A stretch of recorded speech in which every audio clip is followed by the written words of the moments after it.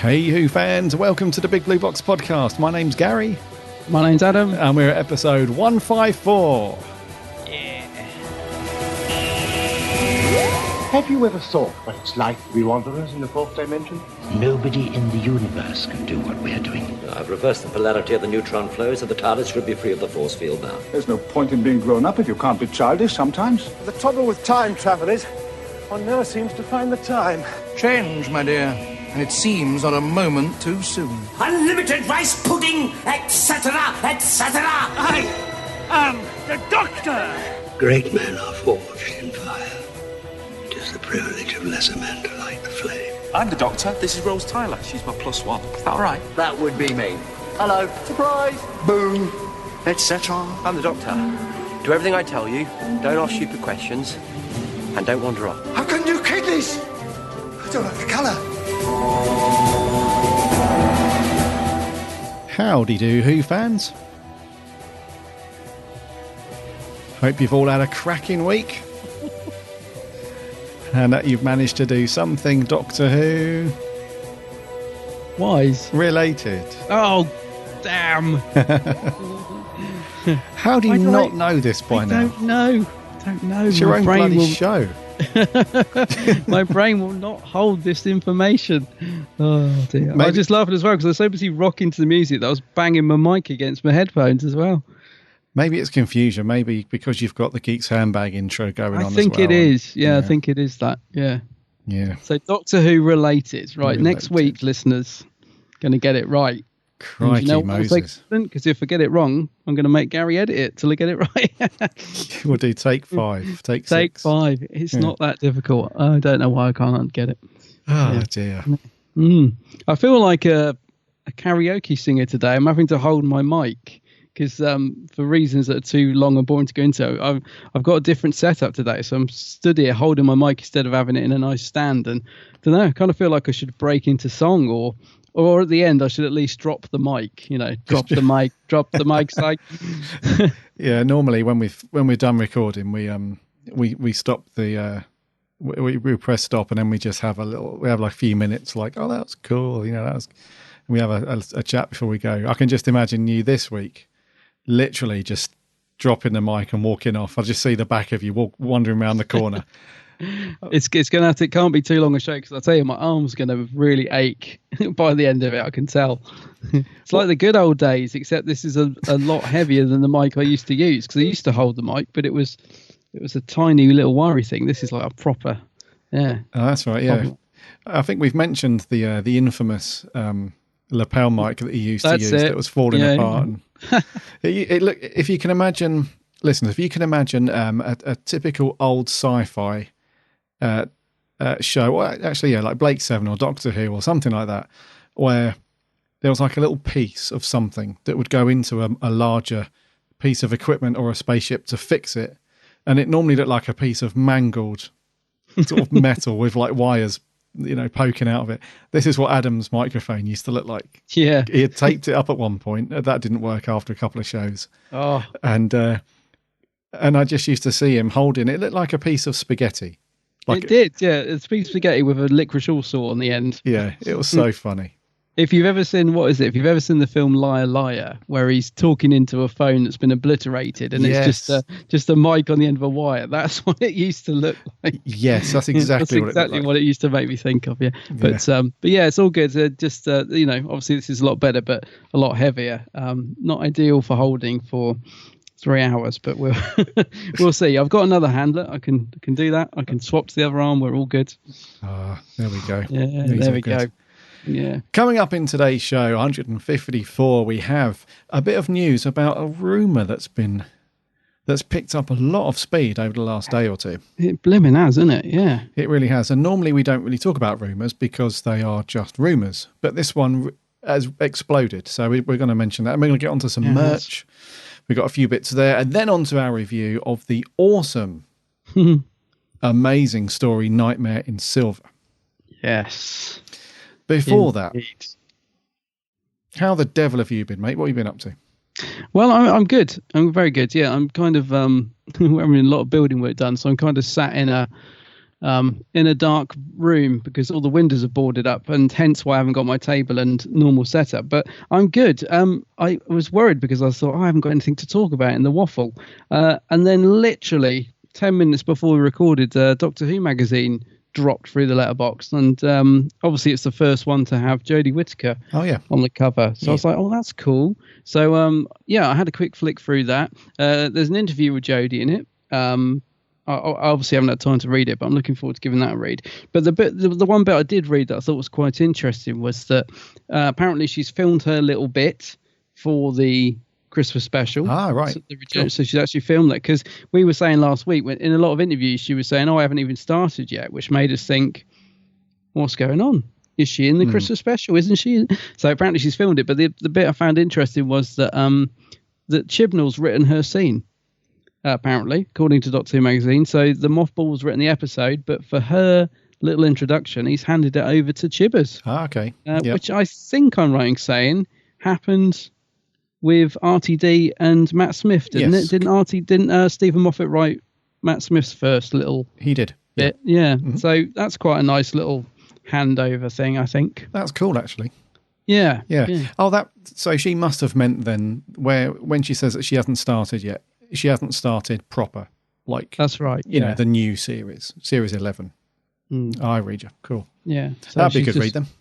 Yeah, it does look good. It's great. It's a really nice cover, actually, with like 13 and her face on the front and stuff. It's it looks quite a thick issue as well. So I'm looking forward to giving that a read. I watched their program last night. She's in this medical drama on TV at the minute, so I've been watching that because just to suss her out and see what she might be like. She's really good in it. I'll tell you what, it's a bit gory though. Trust me. I do. Yeah, trust me. It's called. I do end up watching bits through my hand.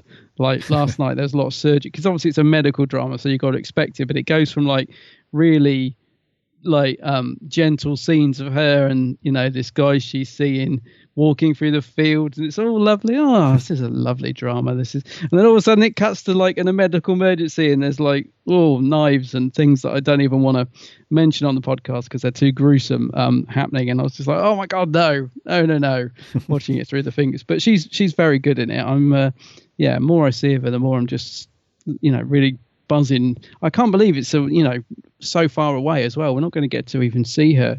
Well, we'll see her at Christmas, but we won't get to see any sort of new stories till next year. I mean, I don't know when they start filming, but it's a long way off, isn't it? Yeah, it should be a very early part of next year. I would have thought. I assume so. Yeah. Mm-hmm.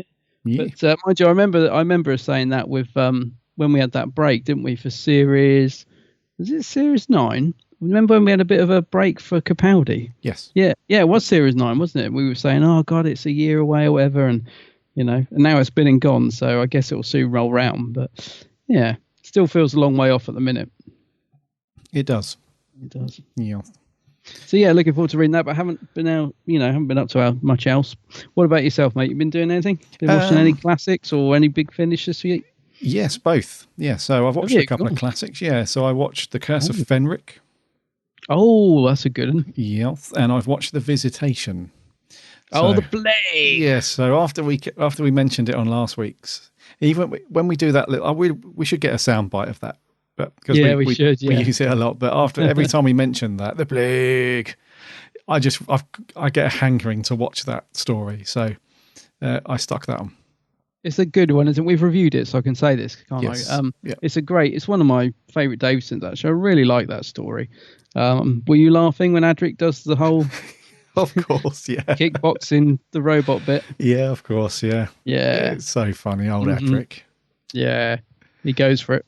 He does, yeah. So I really enjoyed it's really cool to, because I've had some time off from work this week, it's just been nice to just sit down cross-legged in front of the bookshelf and just think, right, classic Who. What are we going to do? But there is one danger with that, though, is that you can spend an awful long time thinking, well, I'm in the mood for a Tom Baker, so let's gravitate towards that. But I'm also in the mood for a Davison. And there was this thing that we mentioned on the show as well. It makes me want to watch this one. But now I'm also feeling a Hartnell story. And you end up going round and round for about 15, 20 minutes. Well, I do anyway. Yeah, I do. So. Yeah, and then I actually start talking to myself. I'm like, right now, I've whistled it down. It's Hartnell or it's Davison. Oh, what about this other story? So I went round in a loop for about half an hour. So I picked those two. That was cool. But I've also listened to the first two stories of the classic Doctor's New Monsters box set from Big Finish. Oh, any good? Yes, really, really good actually. Really good. So the first one, Night of the Vashta Narada, with Tom Baker's a very, very good story. And you haven't listened to these yet, have you? No, I haven't got round to it yet. No. Yeah, and it's fairly recent as well, so I'm not going to go into story details. But if you've got the first box set, Volume 1, it's not a follow up per se. None of the stories are linked, but because all the packaging design is very similar and stuff, it does feel like a sort of natural progression on from that. And the writing's taken a step up as well, because when we spoke about Volume 1 when that first came out, we did say that it's a good box set, but it's not gonna. It doesn't sort of set the world on fire in terms of like groundbreaking Big Finish or anything like that. But I can tell with these stories that they've definitely invested a bit more time to get the stories that they've creeped up a little bit more in terms of their quality and stuff. So the first one with Tom Baker is really good. And the second one, Empire of the Rachnos, is very, very good. Oh, cool. I'm looking forward to that because we reviewed, what's that story called? The Rachnos story. Runaway Bride. Runaway Bride, yep. Just the other week, didn't we? We both really enjoyed that. So, yeah. Is it the same person doing the voice? Is it the same woman? I think so, yes. Yeah, because remember, we both said she was really good, yeah. I think so. Well... I'll have to have a look at that. But even if it's not, they've got somebody that absolutely nails the. They've got the old laughter thing. Yeah. Who was it that did the? So I remember you said she's in Broadchurch or something, and I was like, oh, it's her. Yes. Is it her still? I'll have to look it up. If it's not, they've found someone that absolutely nails the voice. So yeah. Cool. There's probably a bunch of listeners that have been saying, no, it's not, or it's yes, it is, whatever. I honestly can't remember, but they're two really, really good stories to kick off that box set. So I'm looking forward to the next two. So the Carrier Knight Curse and Day of the Vashta Narada. Oh, I see. That's interesting. And so there's two Vashta Narada stories in there. Yeah. So, is the other one with the Eighth Doctor? Yes. Ah, cool. Yeah. All right. Interesting. Yes. Yeah, I'm looking forward to getting into those. I normally listen to them when I'm doing the ironing, so I obviously haven't been doing any ironing recently because that's when I always listen to my Big Finish. So it's just uninterrupted and it gets me through. But no, I have to say the last time I did, I was actually listening to their new Blake 7. So I'm afraid I defected. I was listening to their new Blake 7 box set, which is why I haven't got around to this one yet. Here we go. Yeah, but it's next in line. Blake. Well, they've recast a major character, you see. Right. And I wanted to know, I wanted to see if they were any good. So that's why I put it on first. But yeah, no, it does sound good. I'm looking forward to listening to that one. I've just looked it up as we've been talking, and this is a surprise, It's not the same actress who played the Rachnos in the TV series, but it is a familiar face from Doctor Who. Oh, right. So it's played by Adjoa Ando. And if you recognise that name, it's because she plays Martha Jones' mum. Oh, right. Yeah. And also, wasn't that the name? Didn't her name crop up last week to do with that Halloween thing? We were saying about we recognised a few names and some we couldn't place. I have a feeling she was one of those names we couldn't place at the time. So the Tales of Terror. Yeah. Audio CD. Yeah. Yes. Yeah. Yeah. Gotcha. There we go. Good stuff. So that's what I've been up to. Yeah. But I think we should let's land the old TARDIS so we can crack on with this rumour that's been doing the rounds. Yes, this is an interesting one. Let's land it.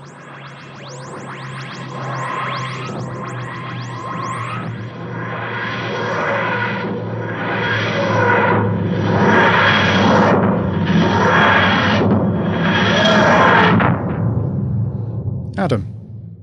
Gary. Do you watch a TV game show here in the UK called The Chase?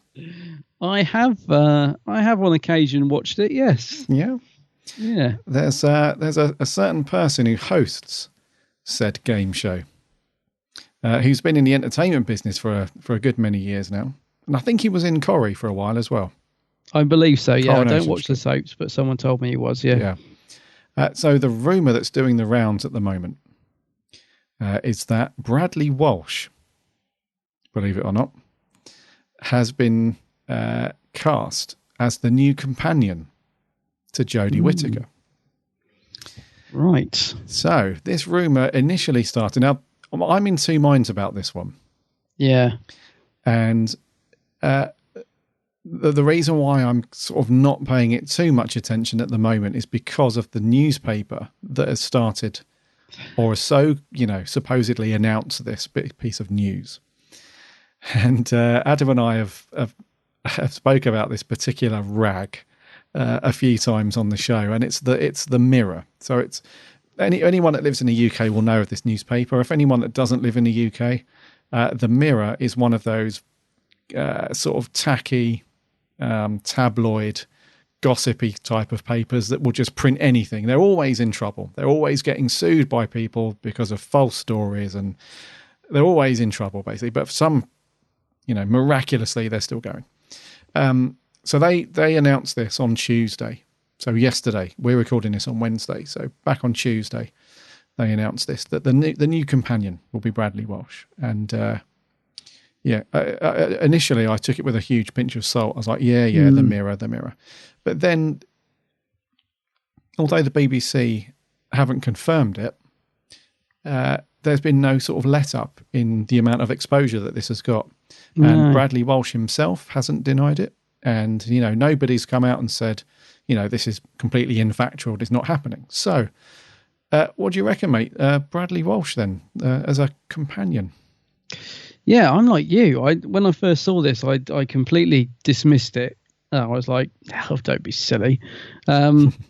Because mainly I know him, I associate him as being a game show host. And then it really gathered pace, didn't it, this rumour? It sort of really seemed to be everywhere. And another newspaper of the same sort of quality as the Mirror have reported it as well.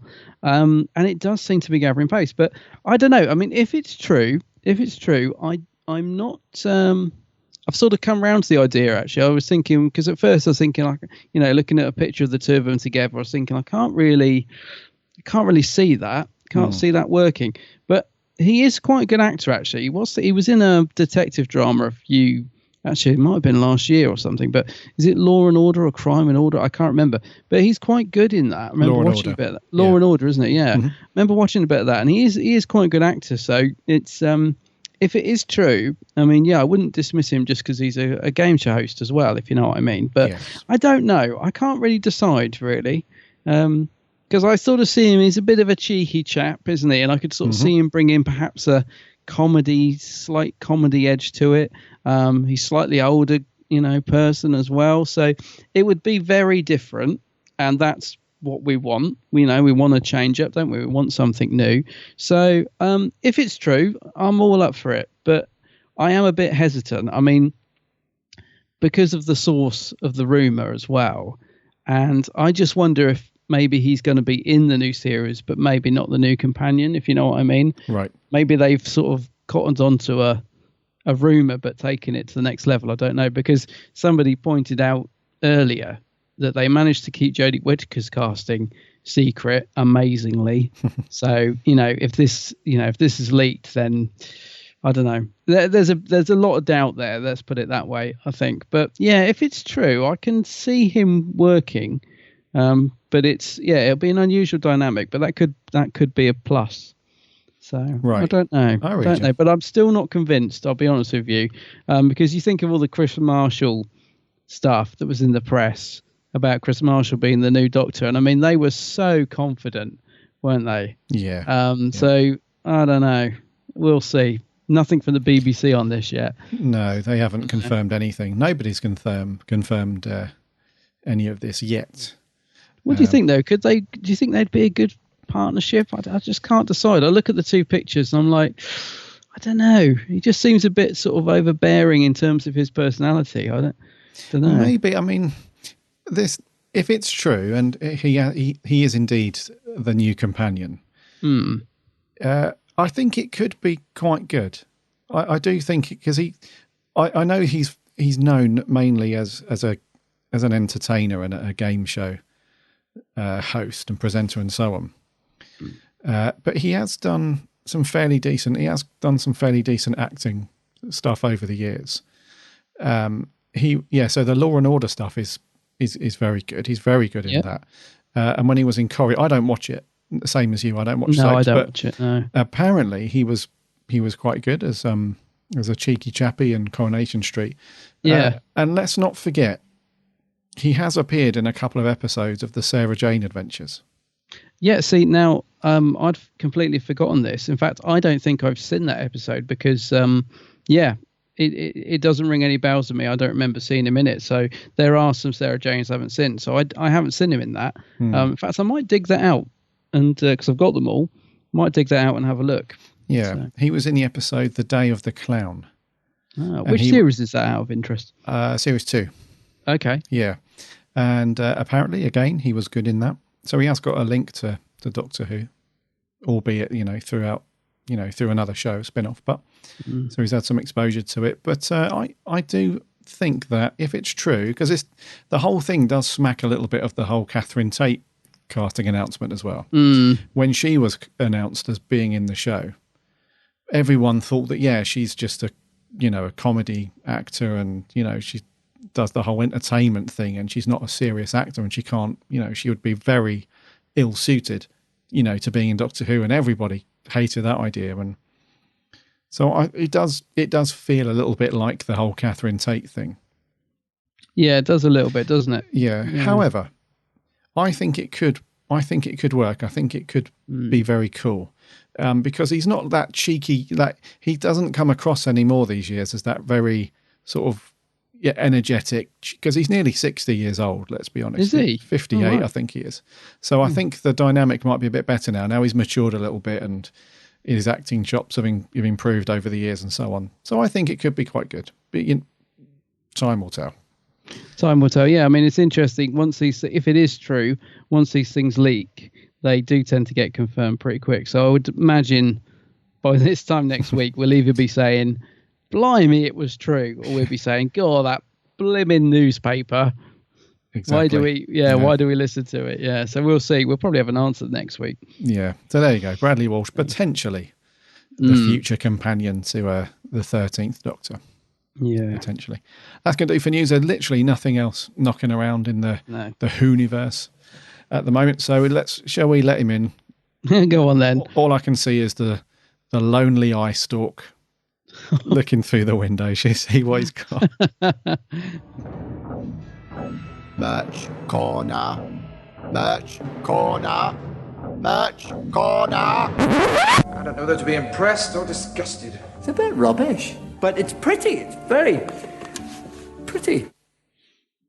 Our fans down under. Yes, we have a few. Sammy Satine springs to mind. Yeah, hello, Sammy. We have a few Australian listeners, so you guys will love this. There's a popular fan magazine that's been alive and well down under for a few years, since the 80s, I think, called Data Extract, which is the Doctor Who fanzine, the Doctor Who Club of Australia. Basically put out this magazine, which is self-published. It's nothing to do with the Beeb or the equivalent over there, as far as I'm aware. But they're going to shove all of the first 100 issues into a collected volume, which is cool. So the little bit of blurb that we have on this. So for the first time since their original release, the first 100 issues of the fanzine have been reprinted and collected in one hardcover volume. Relived the heady days of the past, from Tom Baker's departure to the end of the classic era into the wilderness years. It's all here, presented exactly as it was. And it features interviews with John Pertwee, Sylvester McCoy, John Freeman and Jeremy Bentham. And it's got history through the eyes of Australian fandom across the first 100 issues. Now, this sounds really cool to me. It does, mate. And I've never heard of this before. Like when it popped up on the on the news site and you put it in there, I was thinking, what's this then? Because I've never heard of this. I like the fact it sounds like they're really dedicated to it. I love it when these little fanzines gather pace and they have a lot of effort put into them, which this one sounds and looks like it does. So it sounds interesting. I mean, the covers, if this is the cover to the actual thing, issues 1 to 100, it's what do you call it, the Unearthly Child, but when they get to the skull bit. It's that, isn't it? It's when they're trapped in the skull cavern. Very interesting. I would love to just have a flick through this, or just to see what it's actually like, because I've never heard of it, but sounds good. It does sound good, yeah. So I've heard of the Doctor Who Club of Australia, but I didn't know that they put out this this very cool looking fanzine, so that's good. And I think it's available now. And I'm not sure what it's going to be in Australian dollars, but if you wanted to get it, it ships globally. If you wanted to get it here in the UK or anywhere else, it's about £30, which I think is really good because it's 500 pages hardcover. Wow. So that's really, really good. Doctor Who fanzine collection called Data Extract. All the first 100 issues. So that's really good. Nice one. Okay, what else has he got on his tray of goodies? Right, a new Doctor Who special that's slipped out a little bit under the radar. Actually, I don't know about you, mate, but I just popped into my local news agency the other day. I always do, just to see if there's anything. And I was really shocked to see this cover on the shelf. So it's called Referencing the Doctor, and I was like, "What's this?" I didn't because I get Doctor Who magazine every month, and I don't remember seeing this in there, but it's actually quite a nice little special. It just basically goes into Doctor Who in print over the years and all the different references that were gathered up. Now, two things I'll say about this special. First of all, it sounds dull, but it, and also the cover, it looks dull. But I'll tell you what, take those two things away, and trust me, it's a really nice little special. It's full of loads of pictures of all the different books, magazines, and all this sort of stuff to go along with all the stuff that they're referencing in this actual referencing book, if you like. So it's a great little special, and it's like not a bad price. It's only $5.99 as well. It's just that the sort of, what do you call the little synopsis that it has about what it's all about. And as I said, the cover really doesn't do it justice. The cover's just a picture of Peter Capaldi looking a bit pensive, isn't it? It just looks really boring and it sounds really dull. But trust me, I got this, didn't even really look at it, just got it, got home and started reading it. And I was like, this is great. This is really good. So don't be put off by the cover now. It's a great little pickup, this one. Yeah, I was. I must admit, I think the cover looks terrible for this. It's such a shame. I mean, because there's so many nice pictures inside as well. It's really weird. It just, I don't know. It's as if they sort of put it together, and it's quite a good size as well. It's quite a good 6 special, because sometimes they're $9.99 their specials, aren't they? And I was thinking this is quite good because it's quite a 6 special, and this one's only $5.99.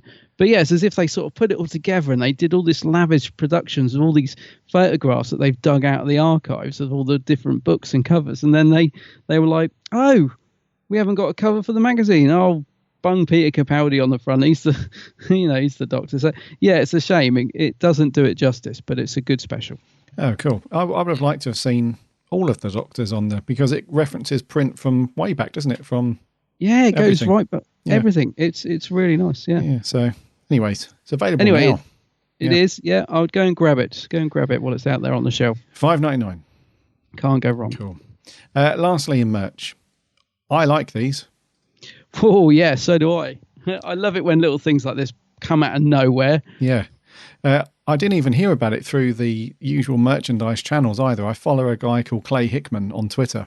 Yes, me too. Yeah. And he's kind of embedded himself into the whole sort of graphic and illustration business the last couple of years. And he was tweeting out some designs that he did for these covers. And I was like, whoa, these look very, very cool. They do look nice, yeah. So on the radar, coming up later in the year, I think it's September. Yeah, September. The two classic stories, The Daleks from the Hartnell era and Survival from McCoy, are getting their own dedicated soundtrack release. Nice. Which is awesome because, as everyone knows, if you follow us on Twitter, we're huge fans of all of the music most of the music from Who. I always listen to Who pretty much every day when I'm working or whatever. And it's great that we've got the one album or collection that I listen to the most is, they did the 50th anniversary CD, which was 4 CDs, I think, and it just had, a couple of tracks from each episode all the way through Who. But what I love about these is that you get the entire soundtrack for that story across. I think they're 2 discs each. Is it? Oh, right. Okay. I thought it was just single. I might be wrong. Sorry, my mistake. Sorry, the 1 CD, but they do have loads of tracks. It's like over 30 tracks for the story. Well, the Daleks has got over 30 tracks. Survival has got 24, but it's really cool. And I know that the Beeb have experimented with this before, because we have dedicated soundtracks to the Caves of Androzani and That's right. Ghostlight, I believe. Ghostlight, yeah. And was it the Crotons? The Crotons, yes. Yeah. And they're really, really good, because when you stick it on and you start listening, it takes you through the story, because they're played in chronological order as you would watch the episode. They play it from, how it's used in the story. You can kind of sort of subliminally play the episode in your head as you're listening to the soundtrack, which is awesome. So I can't wait for these. They're going to be out middle of September, the 15th, and they will be £12 a piece. Not bad, is it? Not bad. Like you, I heard about these first when Clayton Hickman tweeted the covers, and I was like, oh, what are these? That's what I meant earlier when I said I love it when these things pop out of nowhere, because those soundtracks you mentioned before, the Caves of Androzani, Crotons and Ghostlight, we haven't had anything like that for a while. They'd kind of died off, and then the whole music license was taken away from Silver Screen for certain things, like the new series, I think. So I was thinking that might be the end of these nice full soundtrack collections. So I'm really chuffed that these are getting released. I mean, I'll be honest with you, I'm excited for both, but ever so slightly more excited for the Survival soundtrack, because I don't believe we've ever had the full lot before. We've had little bits and bobs, like you said, like on the 50th, like the Somewhere Else, the Tea's Getting Cold tracks on the 50th and that. So it'll be really nice to have the whole lot, So yeah, these are must-haves. I'm really looking forward to getting these. Yeah, and what they typically do is on that 50th anniversary set, they sometimes bundle some of the episode tracks into, like, they call it the suite, like the Survival suite, right. stuff like that. Whereas this will be nice to actually listen to it from start to finish. So yeah, and it always gets me as well, that and Somewhere Else the Tea's Getting Cold, that when I hear that piece of music as well, I don't know why, I don't know why, because it's the the end of an era, if you like, and it was that one lovely little scene written by Andrew Cartmel. Yeah, it's just a beautiful little scene, isn't it? And yeah, it's funny. It's exactly what you just said, isn't it? As soon as you hear that bit of music, you instantly picture the two of them walking away into the greenery, don't you? Yeah.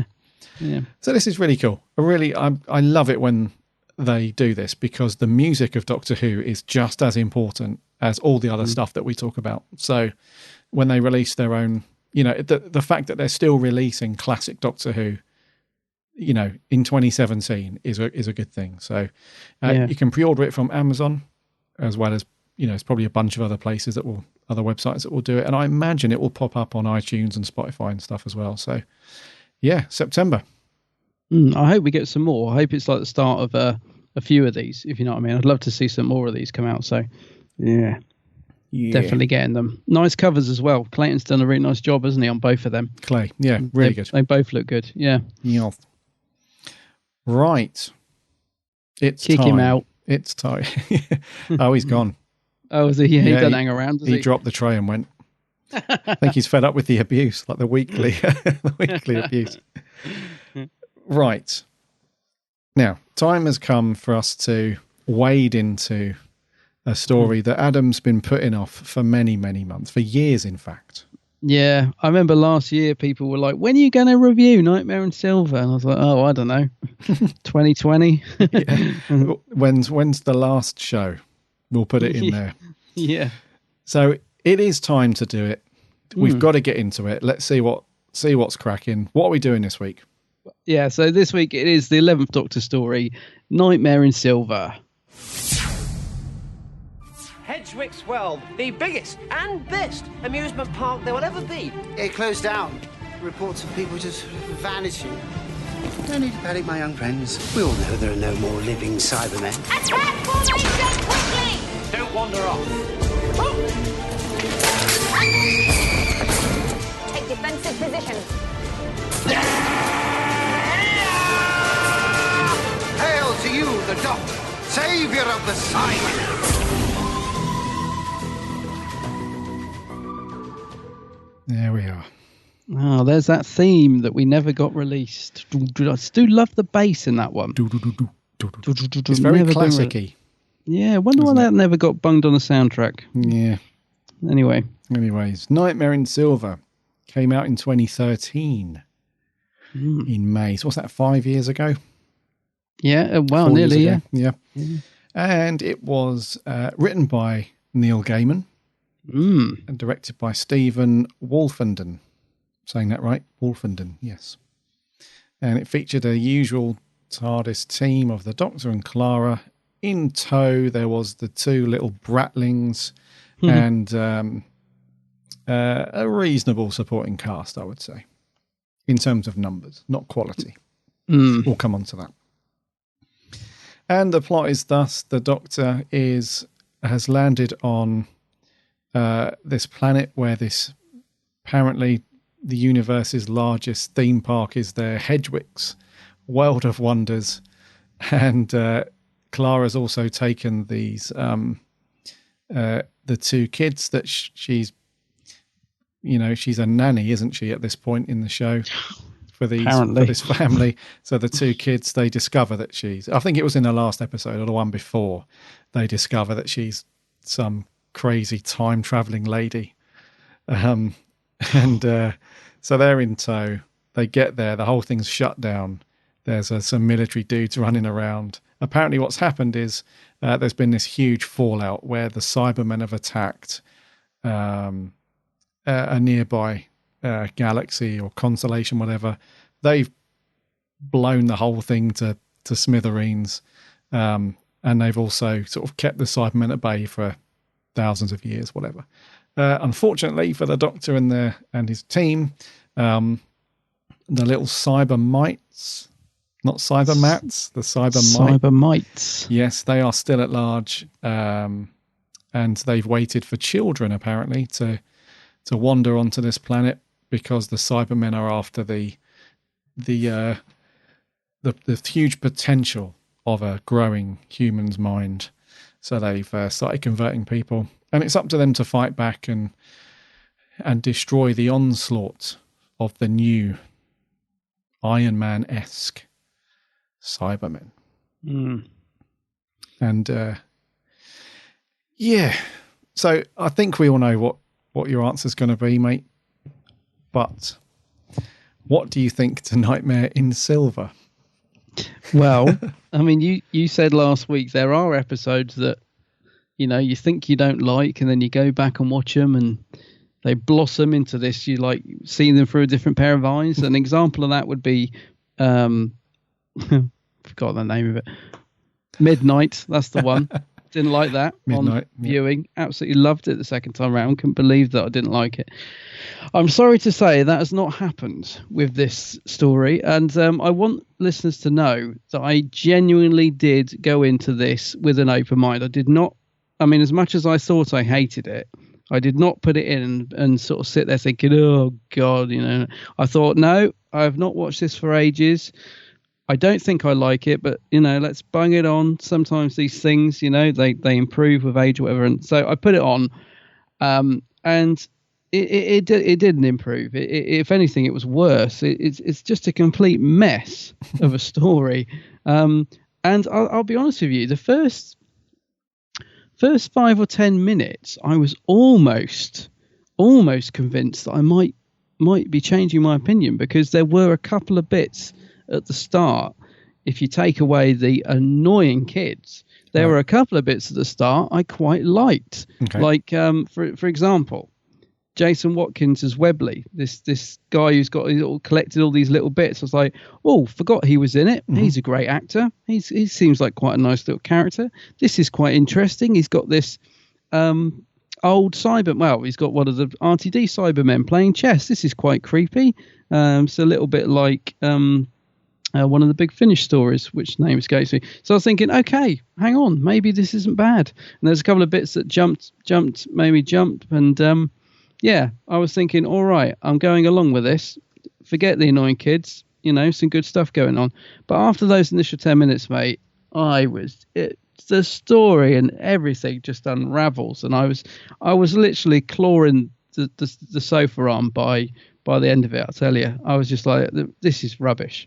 I really, yeah. So let's just sum up my initial thoughts by saying I don't enjoy this one. And the thing is, I can now say that with confidence because, I have given it another chance, and I genuinely did give it another chance. And I just think it's a mess. And even Matt Smith, who normally can save these things for us, and we've said it many a time, even Matt Smith can normally save us an episode, but even he can't save this. In fact, we'll get on to him later, but even he didn't seem to be on particularly great form, I didn't think, especially with the dueling personality thing that was going on. So yeah, I'll stop rambling now and just say, yeah, didn't really enjoy this one, mate. What about you?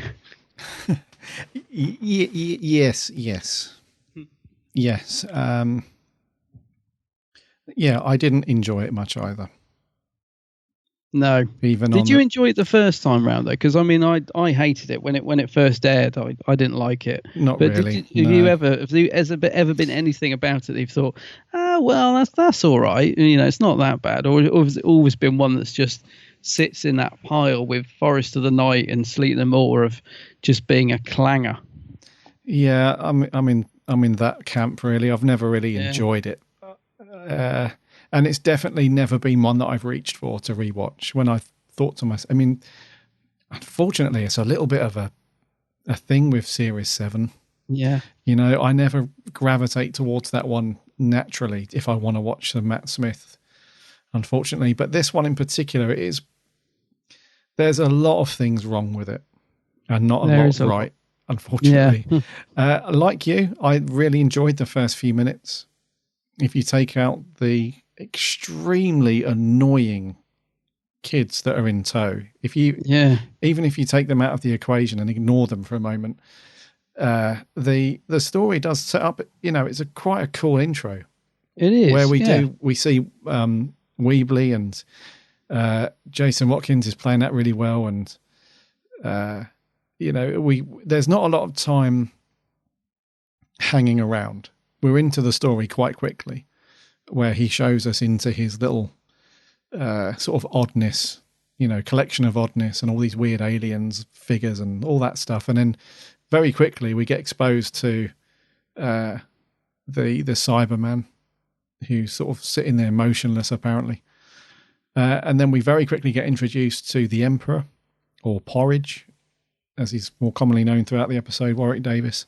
So all these sort of main story elements and characters are revealed quite early on, and it doesn't hang around, doesn't stand on ceremony, and we get into it quite quickly. And I like you, I thought, oh yeah, this is, I'm not thinking this is amazing, but I was thinking this is pretty good actually. I forgot about this opening bit, but then it just very quickly, as quickly as it impresses with its first sort of 5 minutes, it then very quickly just dives downhill, and it doesn't pick itself up again throughout the entire story. And it's very weird because we've seen episodes in the past where, it or maybe even the opposite, where it doesn't really start strong, but then it picks itself up, or there's a particular character that just makes up for some of the faults in the story. But with this one, I don't know, it's very similar to Sleep No More. It's almost like Mark Gatiss and Neil Gaiman are like, competing for the worst story in a Who series. And yeah, it just doesn't redeem itself. Even right to the end, it's just, you're looking for it. You're looking for that one thing that's going to pull it out of the mess, but it just doesn't materialize, does it? No, it doesn't, and it makes you wonder where it all went wrong because, that's the start. I think Stephen Moffat said his sort of basis was to Neil Gaiman. We need to make the Cybermen scary again. I think he's quoted as saying that. He's told Gaiman, let's make the Cybermen scary again. And I think for the first 10 minutes they do, even though they're the awful RTD ones, there is a couple of bits where they are very jumpy and very scary, I think, in the way they're shot. And then there's an atmosphere, a creepy atmosphere in that beginning, which Silver Turk is the big finish I was trying to think of, which is a great audio, a great Cyberman story as well. And it has that very creepy feeling to it. I think that's why I like that first little bit. I was thinking, okay, this is good. Yeah, this is quite scary, because you kind of know that even though Webley says, don't worry, it's just a fake Cyberman or whatever, it's not switched, there's no life in it, don't worry. Even though he says all that, that at any minute it's going to jump out and grab you, which it does. So that was all good. But then, it just unravels. And I think, well, Neil Gaiman's said that it is not what he envisaged. What ended up on screen wasn't what he particularly had in mind, or even what he wrote to a certain extent. So what happened to his vision? Because I would love to know. I've heard him say that a few times, Neil Gaiman. He's been asked it in interviews, what happened with Nightmare on Silver, and he always says that it's not really what he originally wrote. It went through a lot of rewrites. Things were changed. He's said it himself that he's disappointed with what ended up on screen. Yeah. But I want to know what happened to what was his original ideas there. What did get changed? Because what I suppose I'm saying is, I'm looking at Neil Gaiman thinking, what is this pile of garbage you've delivered? But he's turning around and saying, well, it's not really what I gave. So did the mothball interfere with this, or did the budget interfere with this, or what happened to it to turn it into this complete shambles? Because the Cybermen are absolutely, I think it's one of the worst Cybermen stories. I mean, they're totally redundant in it. They do nothing. They do absolutely nothing in it. I mean, that one that is invincible and speeds up and shoots through people, the Super Cyberman, whatever he is nothing short of ridiculous. So I don't know, there's so many things coming in, ideas in this episode just thrown in there that go absolutely nowhere, and one of those big ideas is this new design of the Cyberman, where we get like hundreds and thousands of them at the end, don't we? I mean, where do they even come from? Where do they suddenly appear from? Are they just waiting in space? Or because I must admit I had kind of switched off at this point, so I'm sure it's in the story there, but I was just like, suddenly there's an army of shiny new Cybermen bursting in. Where the hell did they come from? I don't know, because I missed it. I'd switched answer. Off. They just suddenly appear and turn up, and I don't know. I mean, I could go on forever just about how bad this is, and I don't want to do that because I don't want to bore our listeners, but there's a lot of things wrong with it in terms of just the general story. I think it's not a great Cyberman story, let's put it that way, even though we get this new design, which I think, myself included, I was looking when they announced they were going to do a new Cyberman design, I was quite excited about, because I've never really taken to the RTD Cybermen design. I don't know about you. It always looked a little bit clunky, so I've never really taken to that. So I heard they were going to do this new design, and I was quite excited about it until I saw it, and I don't really think it's any improvement, personally. Yeah, this is a difficult review, this one, because I think it's going to be really easy for us to just slag it off for half an hour. So let's get the bad stuff out the way. So I think in general, it's just a poor story. It's just a poor Cyberman story. Let's just nutshell that, shall we? Which Cyberman design do you prefer, though? Do you like the RTD one, or do you like these? Or do you think they're both a bit rubbish, or do you like either of them? No, I don't like either of them, really. You don't? No. I mean, the RTD one is probably more... I probably favour that one slightly more than... I think I do as well. The new one. They're not so bad, but... and the reason for this, I've said this a few times before, is that the newer ones, you can tell that they've taken the inspiration directly from the recent Marvel Iron Man films, because they look too similar, like the way that the armor's formed and the round piece on the chest, and how all the different pieces of the body armor are put together, and it's just too similar. So for me, it's don't get me wrong, there's nothing wrong at all with advancing the design and updating them as the series goes along. I'm not against that at all.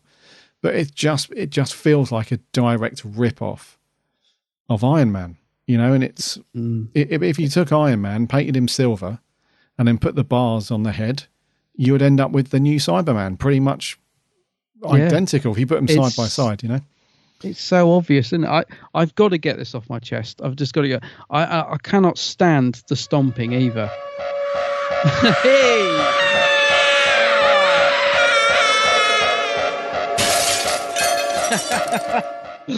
Oh, I do love that rant button. There we are.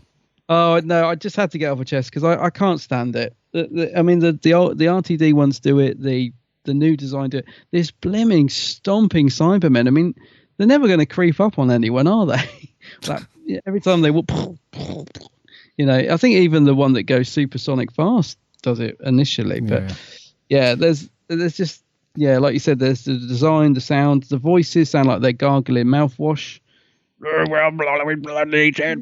Just, Briggsy doing something with that. Yeah, there's just nothing about them I can say positive, I'm afraid. No, and it's exciting, the concept of the story, because when you hear the Moff say things like, we want to make the Cybermen scary again, that to me sounds like an amazing story. However, the execution and the script and the story, it's never going to make them scary again. Never. Not when you have a story like that, because it's not dark enough. It doesn't have any. If we fast forward to the finale two-parter of Capaldi, they were scary Cybermen. I think the Moff redeemed himself there. True. Because if we think back to the penultimate episode where Bill is in the hospital with the cyber patients, and that's quite creepy and really dark, and that's what we should have had in this story.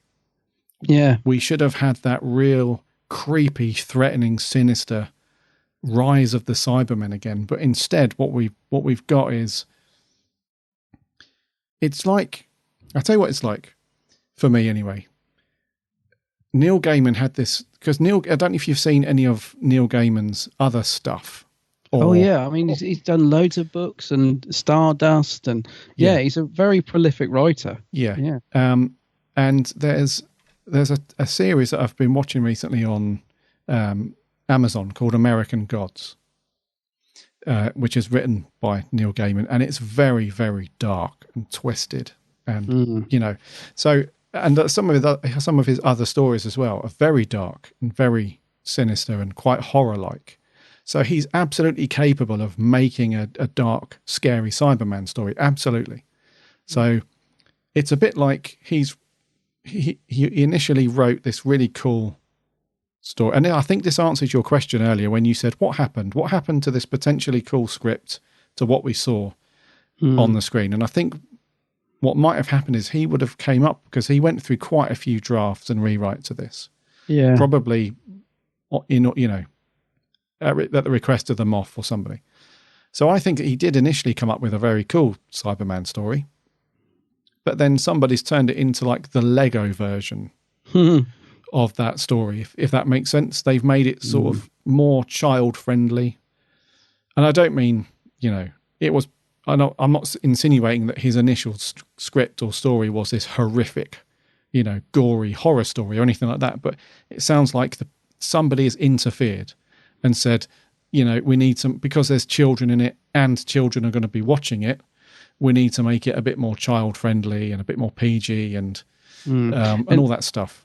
Yeah, I think you may be right there. It's as if they've sort of thought he probably may well have delivered something a bit more a bit more like World Enough and Time, where, you know, very creepy atmosphere. And then at this point, with Series 7 being this whole movie style adventure every week, I think is what they were going for, weren't they, with the posters and all that.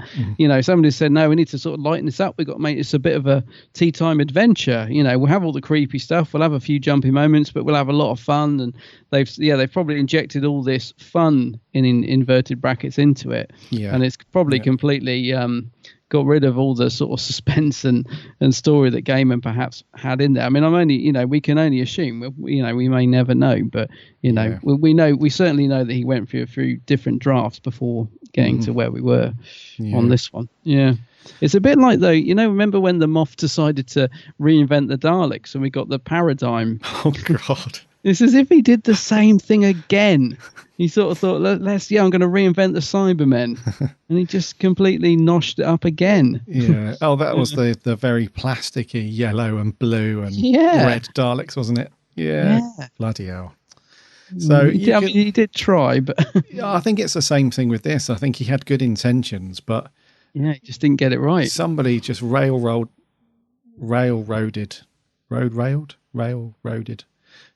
the entire thing into just this bumbling, just very, very below average story. And so the Cybermen themselves, let's agree that they're just not threatening at all. There's only 2 scenes to me where I thought they were quite creepy-ish, and that was where he detaches his hand and it ends up launching on, it sort of launches itself onto the soldier's face. That was pretty good. Yeah.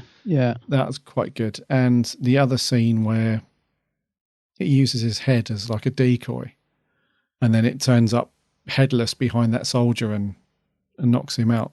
And then you see him just in the shadows reattaching its head. Those kind of things were okay, but the rest of it, they're just not in the story enough. Then this type of story, if you're going to bring them back and redesign them and make them scary again, they need to be, along with the Doctor, they need to be the focal point of the story, but you just don't see them enough. And when you do see them, there's just this laughable, like the first scene where they had this like bullet time Matrix effect where everybody's in, supposedly at a standstill, and this one Cyberman is like blurring through the scene because he's moving so fast. I mean, there's no explanation as to how he can. All we know is he's been upgraded. And it just looks terrible. I mean, we'll come on to the direction and some of the stuff in a minute, but the Cybermen themselves, for me, are just dreadful in this because they're non-threatening and they're just not in it enough to provide any threat. And it's weird, isn't it, that concept that they came up with of having this thing that they'd advanced so much that they can constantly upgrade. So they're almost invincible, basically. And I think that's a really strange thing to do, because if you make something invincible, where can you go with that apart from blow it up? It's like every story just going to end with them, we'll blow them up, because if you can't defeat something apart from blowing it to pieces, I don't know, it's just a very strange concept. I thought that. Yeah, well, I think that was another another thing wrong with the story, was this narrative that I think what it's kind of saying is it's like the Spider-Man thing. With great power comes great responsibility, because they have these bombs, don't they, that can destroy the whole planet. But throughout the entire story, they're always told, no, you can't do it. The Doctor says quite firmly, do not blow this planet up. And the Emperor Porridge also says, I'm telling you, ordering you, you cannot blow the planet up, and so on. But the story sort of puts itself in a bit of a twist. It knots itself up, because the only way to defeat these invincible Cybermen at the end of the story is to blow the planet up, which they've been telling them not to do for the entire story. Yeah, I know. But before we put the Cybermen to bed, I mean, I've just got to say as well, you said about the fact that they're hardly in it. So we finally get the reveal of these new Cybermen, and they come bursting in, and they almost get their hand round Clara's throat. And then what happens? They get switched off or something. They just suddenly stop. So again, they do absolutely nothing at all. Like, there's no threat whatsoever from the new guys, and they should have been coming in. They should have been bursting through, and you'd be like, whoa, what's this new Cyberman? But no, they just fall really flat. They do. Unfortunately. Yeah. I just want to quickly ask you, what do you think of the cyber mites? Because obviously we had the cyber mats, which I think, I love it. I love a cyber mat, especially a Revenge of the Cyberman one. But this one, we get the cyber mites. What do you reckon to them? Yeah, it's just an unnecessary thing for me. I didn't think you'd like them. It's one of the few things I didn't mind, actually. Might surprise you. I didn't mind them because I have a thing. I always find things that, creep around like that quite eerie, and it sort of puts me in the mind of like Star Trek and the Wrath of Khan, where he's like putting bugs in people's ears and stuff. So if anything, I thought, okay, yeah, I can kind of work with the cyber mites. I think they're a bit creepy because they can, get into places. But yeah, I had a feeling you wouldn't like them, and I don't think a lot of people do. I mean, I wouldn't say they're great, but I didn't mind them. It's one of the few positives I've got on my pad. I'm trying to throw a positive in there because I haven't got many. I see what you mean. Yeah, for me, they're just not. They're not different enough from the Cybermats. They're just a bit smaller versions. They're just smaller. Cybermat. Yeah, if they had a different design, or if they could fly or something, or something, I don't know. But all they are is just sort of third of the size of a Cybermat, just without the mustache. Yeah, true. So yeah, I don't get me wrong. I don't lose sleep over them, but they're just better than the Cyber Shades. Yes. We'll agree on that. One thing I did like about them is that. Well, one thing that I didn't like, which was I'm 99% sure this is a Moth thing, where we see one of them floating around in space at the end. It's like, Moth, let it go. Oh, is that what it was? Do you know, I've got that written on my pad. What was that at the end? Yeah, it's a little cybermite. Oh, it's just because it's close up. Because I thought it was a cyber ship, or so it's a cyber. It's just a cybermite, but it's close to the camera. Yeah. So it's again the Moth just not letting something go. Still there, right? Right. So that niggled me, but I didn't think they were that bad. I quite like the fact that we saw like the point of view of the cybermites. Their sort of electronic view. Yeah. And stuff. That was quite cool. And but yeah, they're just a bit meh. I'm glad you've cleared that up though, because I must admit I didn't realise this. I didn't know what that was meant to be at the end, because it does it could have done with a few extra seconds to let it sink in, because the camera sort of rolls across and you see there's something else in space. It just cuts to the credits, doesn't it? And I was like, what was that? Yeah, so that's a Cybermite. Okay. Yeah. So let's put the Cybermen thing to bed. Yeah. Let's just write them off. Basically, they're just not. They're just not any good. I can't think of one apart from the two scenes that I mentioned, and even they're not like amazing Cybermen moments. There's just not one scene where you think, "Crikey, these lot, how are they going to get out of it? These are just too threatening." I can't think of one. No, Cybermen were rubbish in this. I can see Dalek Tap through the window, jumping up and down, saying, "Yeah, we're still the best." We're the best tin monsters. So Cybermen equals rubbish in this one. Yeah, it's not a good Cyberman story. I want to talk very quickly about the direction and the production and so on. Yeah, okay. And I want to say that I think it's absolutely dreadful. I think the direction, the editing, and just the overall production values are just terrible in this. Absolutely dreadful, which is a shame because all the other stories in this series, because they were going for that big cinematic mini movie kind of feel on this one, which is a sort of follow-on from Series 6.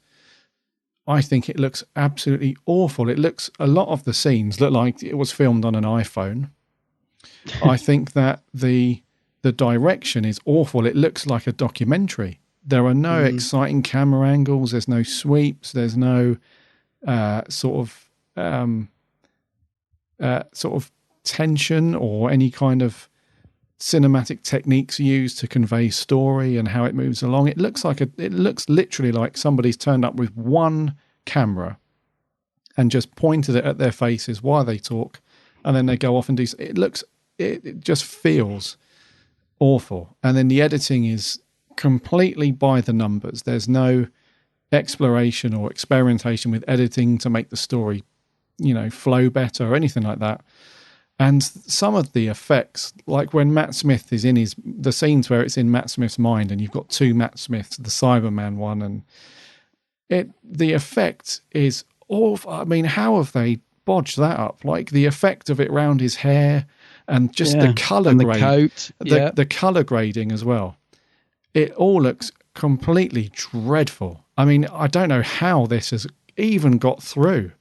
They literally must have run out of time, because I tell you what, if there's no way that anyone else would have let that through to the final product, you would have gone, well, if that was me, I'd have gone, take that all back, re-edit it, re-colour grade it, and sort those bloody effects out. I mean, even the scene where the Cyberman's running through the scene, like, you know, the super fast Sonic Cyberman. Yeah. The blur effect, that's like an off-the-shelf effect that they've bought for like Adobe After Effects or something, you know, that someone's done on their PC, you know, overnight.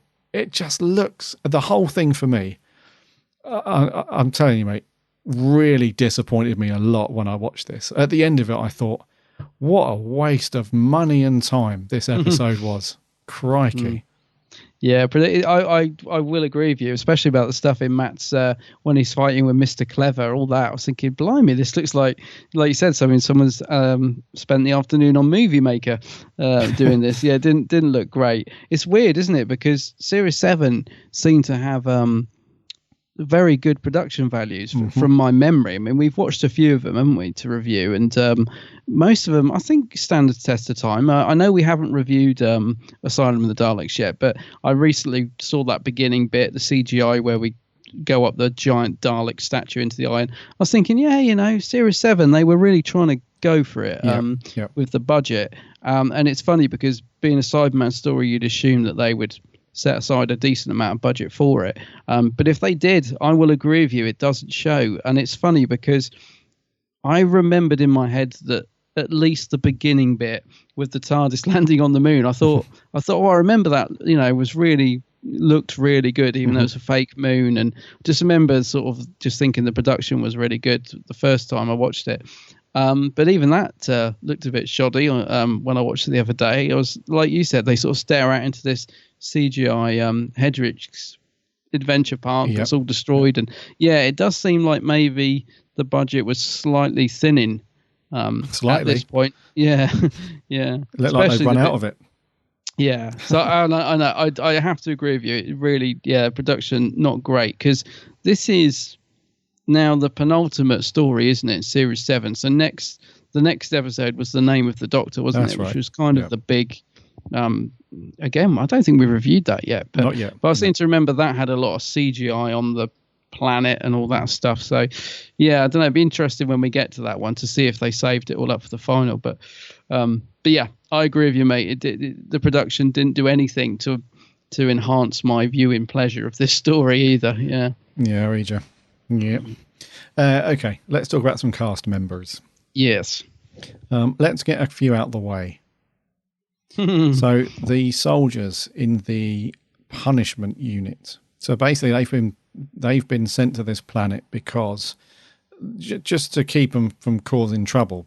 Essentially, this is like they've been banished, haven't they? Because they obviously can't do anything because they're just a bunch of lunatics who have somehow managed to end up in the military.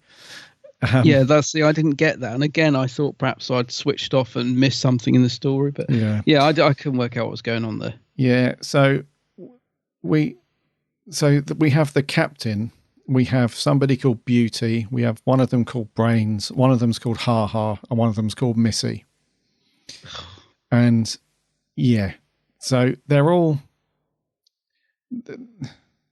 not terrible, you know. They're not going wrong. I don't think they're all terrible. I mean, they have a couple of tiny little standout moments, but you know, it's just very below average for casting on Who. It's just they're very forgettable. The only one that sticks in my mind that I feel perhaps we could have seen more of is the ginger guy with the big round specs. There feels like there's a character there. Feels like there's a geeky character that we might have warmed to had he got a few more lines or a bit more backstory, but he's the only one that really sticks in my mind, and I don't even know what he was called. I'm going to go out on a limb and say that he was called Brains. Right. Yes. Yeah, could well be. Because they Don't kind know. of stereotypically pigeonholed his look as like the big geeky glasses and so on. That's right. Yeah, yeah. And I think the chubby one, he's the one, that sort of acts as a decoy so Clara can shoot the crap out of one of them in the underground bit. I think his name was Ha Ha. And then, one of the other ones, the girl that gets the face, the hand on her face, I think that was Missy, but I don't know. But they're so forgettable. So forgettable, yeah. And the captain, played by Tamsin Outhwaite, and if anybody does watch soaps, she was in EastEnders for years. Yeah. And when my wife, because my wife doesn't watch soaps anymore, but when she was watching EastEnders, it was the time when Tamsin Outhwaite was in it. And I couldn't stand her in EastEnders. I thought she was a terrible actress. And in this, she's bloody awful. She is, yeah. She's the stereotypical annoying, mouthy, thinks she's in charge. And oh, God, I know. Dreadful. It doesn't work for that actress. I think if they had somebody else potentially playing that character, it might have worked. But she's just, her performance is all of the military people are just very subpar, their performances. Yeah. There was a story where we had a character similar who worked not too bad, and I can't remember the actress's name. She was in EastEnders as well. What was it? You're 42. Yes, 42. 42. Yes. Yeah. That worked quite well. That the actress. I'm sure she was in EastEnders as well. I'm pretty sure she was. Is it Tamsin Outhwaite? No. No, that's just, I can picture her. You know who I mean? Yeah. Yeah, they'll know. Yeah. So that kind of character can work quite well when you have the right actress playing it. But for this one, didn't work. Didn't work for me. Not at all. Not likable. Not convincing. Not well acted. Yeah, just not good. What about Weebly then? Jason Watkins. I thought he started out really well. Oh, I really like him. I really like him as an actor. You see, yes. And I mean, it just goes to show how forgettable he is, because when I put it on, I was like, oh, he's in this. Don't remember that, and I like him. I'd have just liked to have seen a bit more of him, because once he gets converted, he gets absolutely nothing to do. Yes. But Michelle Collins, by the way, was that the other actress we're trying to think of? Yep. I'd have liked to have seen more of Jason Watkins as Mr. Webley. Again, I felt that could have been, his character could have been built up a lot more. And he's a great actor and just very wasted in this, unfortunately. But yeah, I liked Webley, and he could have been good. He could have been used a lot more, because there's one scene where Matt Smith is going to and fro with his two alter egos, and Weebly's just wandering around. He's thrown in the odd line, but other than that, he's just, there was a couple of scenes that lasted for a couple of minutes or so where he's standing there just motionless. The camera's on him. Yeah. Very I underused. noticed that. I was almost thinking like, what's going on here? Because he looks quite creepy with his half converted cyber face and all that. Yeah, totally wasted. I noticed those scenes as well. I was thinking, he's just stood there. He's probably thinking, like, should I be doing something? Should I be pressing a button? Do something. Yeah. It's almost like you're waiting for him to. Such a good actor, that guy as well. Just totally wasted. Yeah. Mm-hmm. What about Porridge then? A Wicket from Star Wars, Mr. Warwick Davis. What do you reckon on your his mate? Yeah, I've met him a couple of times. He's he's a lovely guy, isn't he? Really cool guy, yeah. And you can tell that he's got bags of experience at this point in his life, because I feel like his was one of the better performances, although it wasn't. Oh, God, without doubt. Yeah. Although, again, he's not going to win an Oscar for it. He still had this real sort of calmness and confidence about his performance, and I really liked his character in it. What do you think to his to Warwick Davis then? Because I was really surprised when he was first cast. Firstly, because I thought, how has he gone this long with not being in Doctor Who yet? And when he was cast, I was like, oh, please don't have him just be in a bloody costume. He's more than just an Ewok. He's a really, really clever guy. So yeah, I really enjoyed him in this. One of the few things that I liked. That's just what I was going to say. There's not many positives on my notepad, but he's one of them. Because I do, again, a bit like Jason Watkins, I like Warwick Davis anyway. He's a great little actor, and it's a nice part for him. And to be fair, there's not much meat on the bones, but what he has got, he really grabs and works with, because he's really likable, isn't he? Yes. And you kind of get his character quite quickly of who and what he's supposed to be and what he's done and what he doesn't want to do. So there is a bit more. There's a bit more flesh on the bones in terms of his performance compared to the others who don't sort of stand out at all. So no, I really like him in this. I feel, again, a little bit wasted, but he definitely brings something to the story which it desperately needs, which is a little bit of heart. And I feel there could have been a bit more between him and Clara. Actually, I thought they could have had there were some nice scenes that could have happened between those two that we don't get, in terms of maybe a bit of comedy, a bit of just some background stuff between the two of them. But yeah, for me, he's one of the better things in it, and I like him in it. I like his character in it. So and it's really weird. I could have sworn I must be remembering it. Well, I am remembering it wrong, but it was getting towards the end, and I kept remember thinking, I thought that he blew himself up at the end. I thought that it was all a trick, that once he got rid of people, there was like a twist where he then said, okay, deactivate, and it blew. I don't know why. I totally misremembered that. But it's so strange because I seem to remember it quite clearly that it was sort of, he told everyone he didn't need to blow the ship up, but actually he did need to, or I don't know. But my memory's cheating on me there, because that doesn't happen, does it? He actually saves everyone and just blows up the planet, doesn't it? Maybe it's the whole thing of him transporting to the spaceship and I'm getting confused. Yeah. But anyway, nice little performance from Warwick. And like you said, it's criminal he's not been in Doctor Who before, because it kind of the sort of thing that suits him down to the ground, I think. Yeah.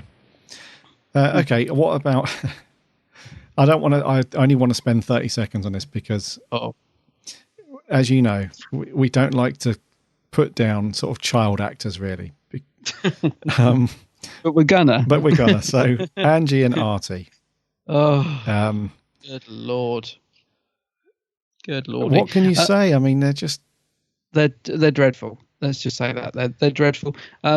One thing I will say is that Artie's the lesser terrible, if that's possible, because Angie is unbelievably bad. And it's not just the performance of the two kids, I mean, they are young guys, so I don't want to rip into them, but their performances are very bad. But to be fair to them, the writing and the direction they're given is awful. So I'm not going to put it all on there. I'm not going to blame them for everything because, they're young guys and they're okay, their acting's not great. But the way they're written is so unlikable and so cocky and so typical. You just want to, they're just written as very unlikable little brats. So how are you supposed to even care or warm to these two kids? Like when they're endangered, you don't like them. So, be converted. Maybe it'll make you a bit more politer and grateful, you little brats. It's just, but they're just written as such unlikable little characters that, in a way, they're doomed from the start, even if they were great actors, I think. Yeah, it's unfortunate. It's like a double whammy against them because the script is terrible for them. It really is, and secondly, then they're just not very good in it, unfortunately. And one thing that really did just sort of put the nail in the coffin was when Angie wanders off. When they put them, this was ridiculous. When they put them to sleep supposedly on the sofa in Weebly's World of Wonders, so they can go off on the adventure. Angie goes off, doesn't she? She's like, I'm not staying here, this is rubbish. So she goes off, and then when Clara finds out, and goes after them, when they do catch up to him, Angie just yells at Clara and really horrible just mouths to her. Off at her, doesn't she? Yeah. Really mouthy and just horrible. And you think, hold on a minute. Why are you being that way? Because she's really attitudey with her. And then for me, the best part of the story for them two is when they're sort of partially upgraded, where they've got the Cybermen tech on their faces and they're just standing there not doing anything. That's the best part of the story. So it's just not good at all. They wouldn't be out of place in something like EastEnders, would they? They're written as just mouthy, horrible kids that just belong in a soap opera like EastEnders, basically. Yeah, very out of place in Doctor Who. Terrible. Absolutely terrible. Let's move on to Clara then, the Impossible Girl. Oh, the Impossible Girl. Again, I don't want to dwell too long on this. I'm just going to say that she's not very good in this. I think she has this weird way about her in this episode where there's scenes where it's just her and the Doctor are fine. I quite like those scenes, like especially when the Doctor's tied to the chair and, we have this weird thing where the cyber planner inside the Doctor is pretending to be the genuine Doctor and he's saying she's pretty and all that. And then when, there's comedic little bits where she says, am I pretty? And he's like, no, you're far too short. And, all that stuff is quite funny. Yeah. But when she's around the military guys and he's put her in charge and stuff, she kind of takes on this weird persona where it's like, Mom, shall we do this? And she's like, great news for the day, right? Onward. She kind of takes on this brigadier kind of persona while she's around the military people. And it's just very annoying because the whole thing, I mean, this is going to sound crazy because the whole thing is unrealistic, obviously. But the fact that these military people all of a sudden, without any argument, are told to obey Clara's every word. The Doctor takes the in charge pin badge off of the captain and puts it on Clara. And then all of a sudden they're like, oh, okay, cool. This civilian who we've never seen before is now in charge. That makes sense. So let's just do everything that she tells us to do. And then she has this weird way with them and she acts strange and she's not funny while she's trying to do it, even though her character's trying to be funny. I think she was written to be like this, stiff upper lip brigadier type of thing. And it just doesn't work for me. And I just think, another letdown, another huge fail in the script. I don't know. Yeah, I mean, that's the thing. I'm not a fan of Clara's character anyway, especially in the Matt Smith era, because she just is so... she just fits the story every week. But I must admit, I will be honest, I thought in my mind she was going to be a lot worse in the story, because I remember this whole thing of her being put in charge and being Little Miss Bossy. So I was expecting to really hate her in it, because obviously I wasn't enjoying the story anyway. I'll be honest, she wasn't as bad as I remembered. And that's not to say she was good, but I didn't sort of think she was as irritating as my mind remembered her to be on a first viewing. So yeah, she's not great in it by any means, but I didn't hate her in it. I didn't think she was that bad, actually. I'm quite surprised to be saying that, but I don't know. I kind of just felt she's doing what Clara does in Series 7. She's suddenly been put in charge of people and she's doing that now. And next week she'll be a nanny again. And then the following week she'll be a teacher. And it's just like, so she's just being what the story needs. And I thought she was okay. She wasn't too bad. I think maybe I was just expecting a lot worse. I just remember her being very mouthy. And she's not actually. If anything, the kids kind of put her in her place. But she was all right. She was okay. She was okay. Yes. And Matt Smith himself as the Doctor. Now, you mentioned earlier that there's a few things you wanted to mention about his performance. Are you not sold on him in this episode? No, I'm not. And do you know what? There's very few stories when I don't like Matt. Because even stories where I don't particularly like the story itself, I normally like Matt in it. I can't think of many stories where I don't like him, even if the story's a bit rubbish. Mm-hmm. But this is one of them. I don't like him in it at all. I don't like his performance, especially when he's having to do the dual battle between him and Mr. Clever. To me, he's really over the top, and he just doesn't seem comfortable doing it. And I don't even think he shines as the Doctor in this one. So no, it's one of the few stories where I just don't even like Matt Smith in it, and that's saying something, because I really like him as the Doctor, but not in this at all. He doesn't work for me in it at all. I've got to be honest. It's funny because there is this story, isn't there? I was trying to find it online and I couldn't, but there's this rumor or this thing that Matt Smith really lost it filming this. I can't say the word because it's a swear word. He really lost his temper apparently filming this. Kind of got to the end of his tether, if you see where I'm going, and had a bit of a threw his toys out the pram. I've had enough. This isn't working. Now, I don't know if that's true, and I can't find anything to back it up, but it is something I've heard a few times from people over the years, that this was the story that kind of broke him, if you like. Now, as I said, I don't know if that's true, but watching his performance in this, to me, he doesn't seem comfortable, and I could quite believe it if it's true, even if it's been exaggerated over the years. I can believe that he perhaps wasn't happy with this story, because he doesn't seem to be his usual brilliant self in it to me. And I don't like him as the Mr. Clever. He's doing this kind of almost caricature evil, and it just isn't convincing at all to me when he's like shouting. Well, what does he say in the clip you played earlier? Like, he's trying to be creepy, isn't he? They're here. Yeah, they're here. It's awful. Yeah, it's like a poltergeist kind of. It's just a caricature of somebody trying to be creepy and evil. Yeah. So I'm sorry, Matt, but you don't work for me in this story. Yeah, I thought when he said that line, I thought, oh, this is like the Poltergeist movie when all the spirits are coming out the TV and the little girl's like, they're here. Yeah. But because of the tone of the story that we've had up to that point, it just falls flat because the Cybermen aren't threatening.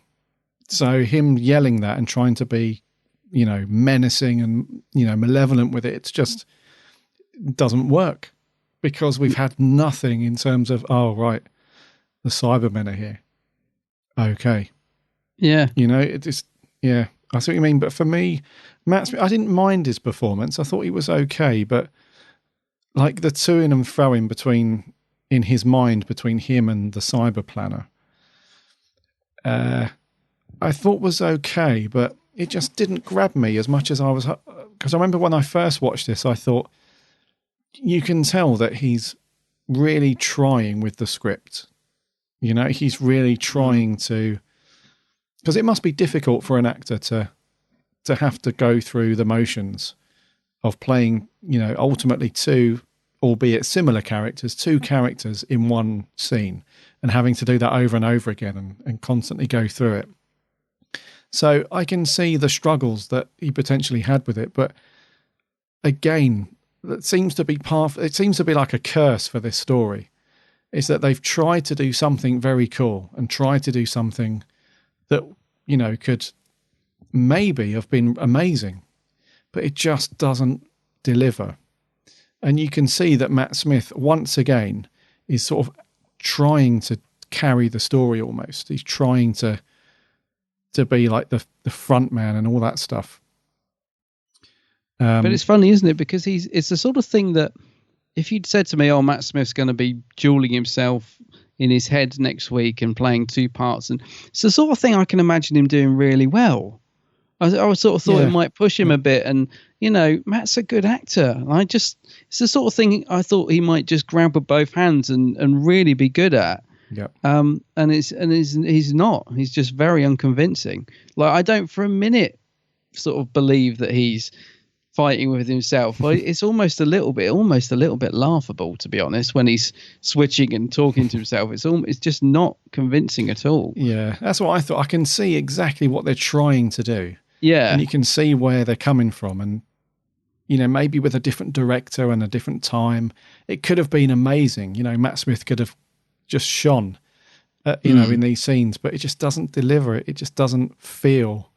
It doesn't work. And it's a nice little moments like when he says, I've regenerated, and we see all the past doctors and a nice little shout out to the classic years and all that stuff. I don't know. It just. Oh, yeah, because we get to see, that's another thing, isn't it? Normally, if we get a scene in a Doctor Who episode where we get to see classic Doctors on the screen, like a bit like in Resurrection of the Daleks, where the Doctor's on the table and they show old clips, you're like, oh, it's always a nice moment. Or Mordrin Undead, where the Brigadier has flashbacks and, oh, I like this. You can see the old Doctors. For some reason, it just, it's so soulless in this episode, isn't it? Yeah. When we're getting clips of like Davison's face and then Baker, and it's just like, oh, It's the Doctors. It's just like, and again, it's because it's in that awful mind palace. It doesn't work. Yeah, I know what you mean, mate. It just doesn't. And I think that's the curse of this story. Normally, when we review a Matt Smith episode, it's either very good or there's one thing that's letting it down, but something else has brought the score back up. It's usually Matt Smith's performance, to be honest, isn't it? It's normally his performance. If like the script is quite weak, or the production values have been brilliant, but something else. Very rarely do you get a story like this, in my opinion, where so many elements are just very poor. It's hard. It's really hard because, one of the things that a lot of our listeners have said over the years is that you guys give very honest reviews and you try and see the good in some of the poorer aspects of Doctor Who. But when you have stories like this, it's very difficult to try and hunt out and there are some good stuff about, the concept is really good. Warwick Davis is very good in it. And some of Murray Gold's music is okay. A lot of it just sort of gets lost. I can't remember a single bit of how, I can't recall his music from it, but I do. He does play in the Cybermen theme quite a lot. Yes. He does bring that out, but again, that's something we've heard a lot.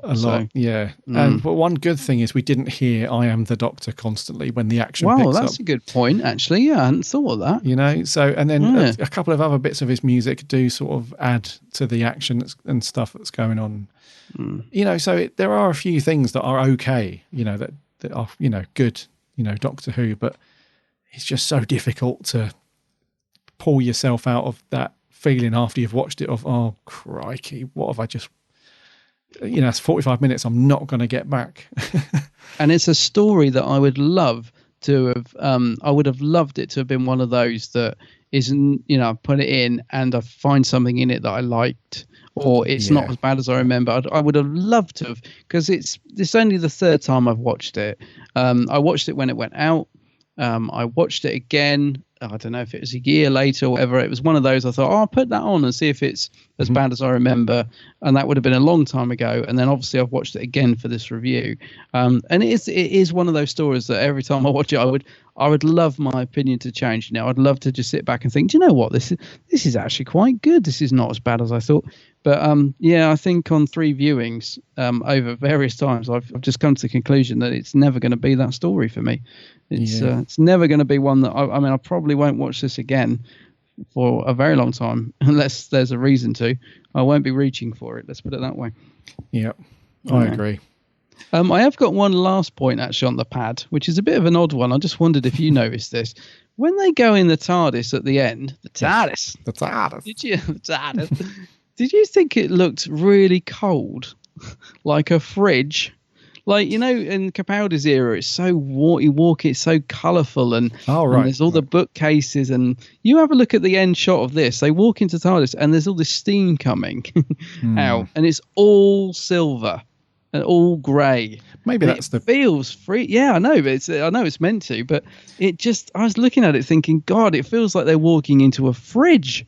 It looks so cold and soulless. Yeah. I'm only saying that as a comparison to like how it's changed, for the better since Capaldi took over. Like we've got the orange colours and the sort of colours around the round doors and stuff, and it looks so much better now. And I just forgotten because I haven't watched a lot of Series 7 for a long time, and I don't know if you ever happen to watch this story again.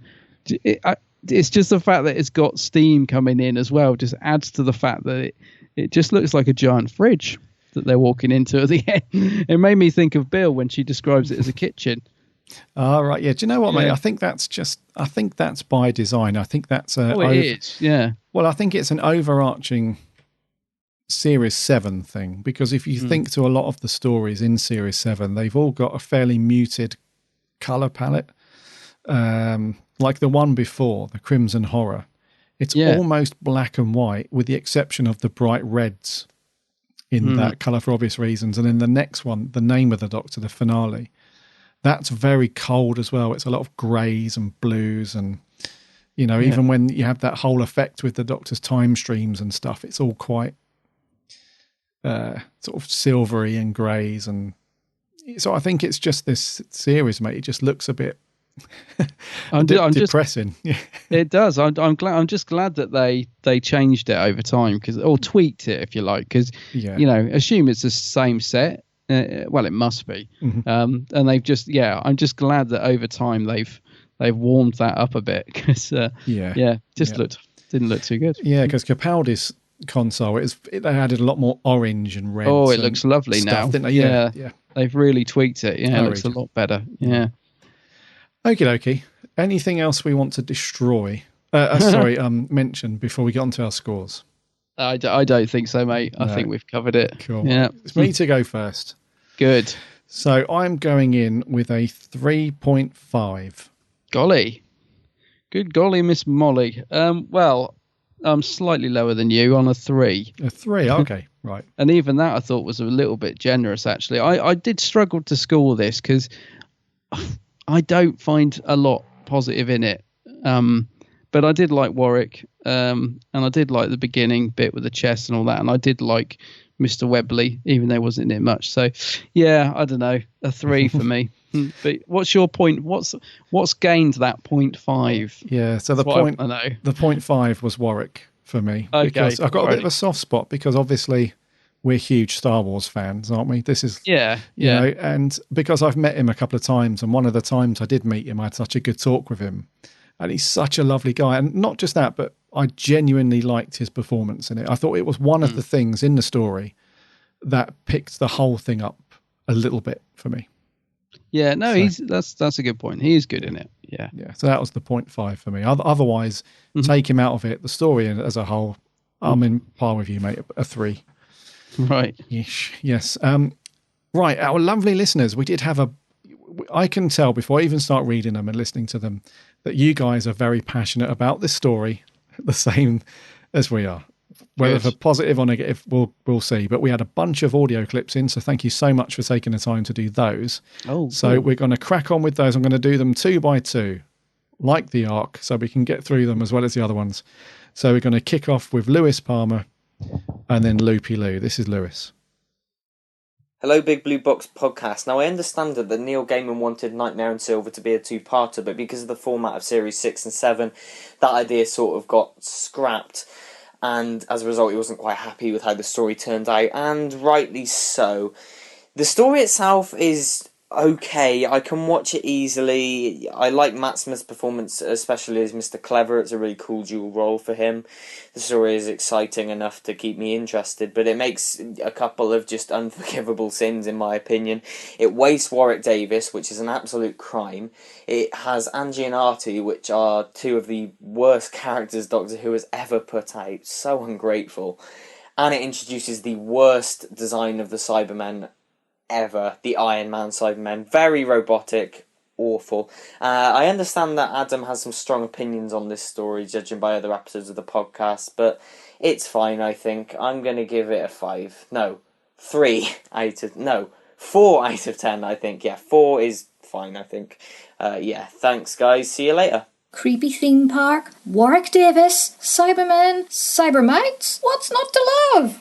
Putting aside the blatant stealing from Star Trek with the Borg-like partial upgrading, I love Matt's performance when he goes all split personality. It was really cool. I thought it was a good self-contained story, and I like that they didn't save the planet in the end. That would have been too naff. Poor lonely Porridge. I loved that moment when he proposed to Clara. That was so sweet. I would have said yes. I do hate the Doctor's comment on Clara's skirt at the end. I mean, that was... did he have to? But that's just a tiny niggle. Any signs of cybertech remaining? No, Your Majesty. No? I think you missed a little mite just over there. The main thing which let the episode down were those awful child actors. Oh my goodness. But overall, this is a standout episode for me in this series, alongside The Rings of Akaten. So I would give it a 7 out of 10. A 7? A 7? She likes it. Lou makes a very good point about that that line at the end. Oh, yes. I'd put money on it that the mothball crept in and wrote that. Of course. It's a very Stephen Moffat-y, something about being squeezed into a short skirt, isn't it? And it's like, oh dear. I thought that was very out of place as well. Yeah, I mean, I don't want to we don't want to bash this anymore, but that's another thing that sort of lets it down. It's like, why would the Doctor have this momentary thought of picture? He's obviously fantasizing about Clara in that moment, in that skirt, and it's like, hold on, no, we've done away with the whole love. Bit creepy, isn't it? The whole attraction. Oh, anyways, thank you very much, guys. So at least somebody likes it though, so fair play, Lou. Yeah. Over on Twitter, Bradley says, all I can say, it's 45 minutes of its title, A Nightmare. Matt's 2 performances really save what's left of the story. Hate the kids. Oh, they're going to get such a bash in them too. The very cool Theta Sigma podcast says, the most aptly titled episode, A Nightmare that'll be remembered in the same breath as in The Forest of the Night and Love and Monsters.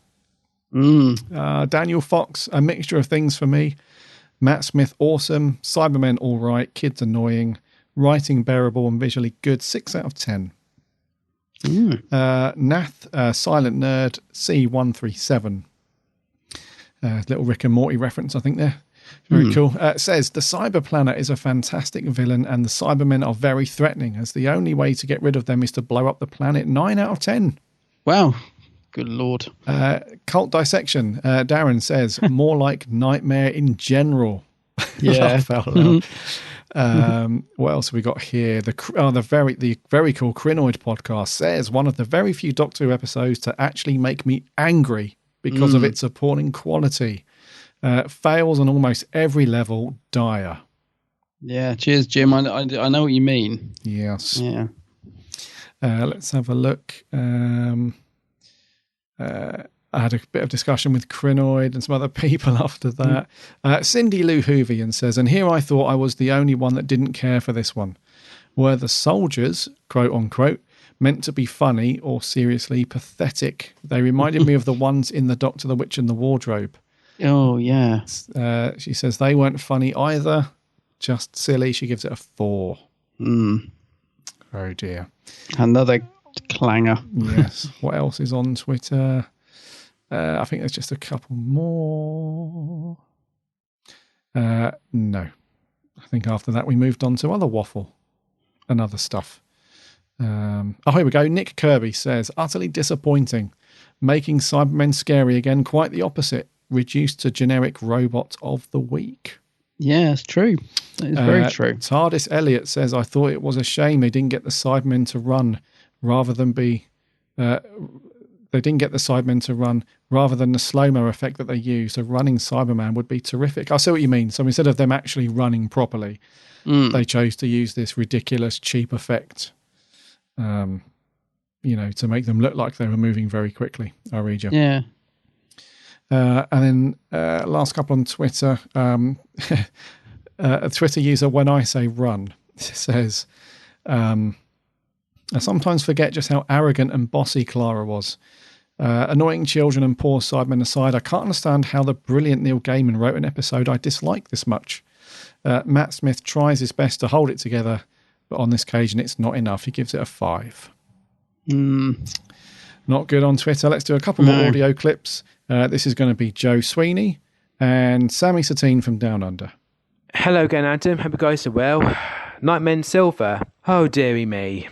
It was bad. Just bad. The storyline and the plot, the script was just awful. The kids was annoying and they had no impact on the story whatsoever. And they just dragged the story down. And the Cybermen was just a letdown. And the design was just Iron Man rip-offs. And the Doctor being a cyber controller, mixed bag. I mean, there were some good bits and there's some not so good bits about it. But I do like the regeneration dialogue though. Matt Smith did give an okay performance, but I just feel Jamie feels sorry for him that he had to work such a very bad script such as this. So overall, very poor episode and not something I will watch again unless I am doing a Doctor Who marathon. So I'll give a score of them a 2 out of 10. Hope you join podcasts, guys. Speak to you soon. Take care. Bye-bye for now. G'day, Gary and Adam. Sammy Satine here. Well, I like the Doctor's wife better, Neil Gaiman.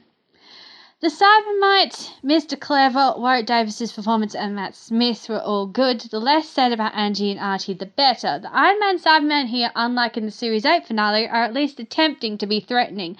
As for Clara, the most unrelatable, inconsistently written, overpowered toxic companion there ever was, well, she's definitely my least favourite companion. Even Tegan is better. Jenna's performance is good, though.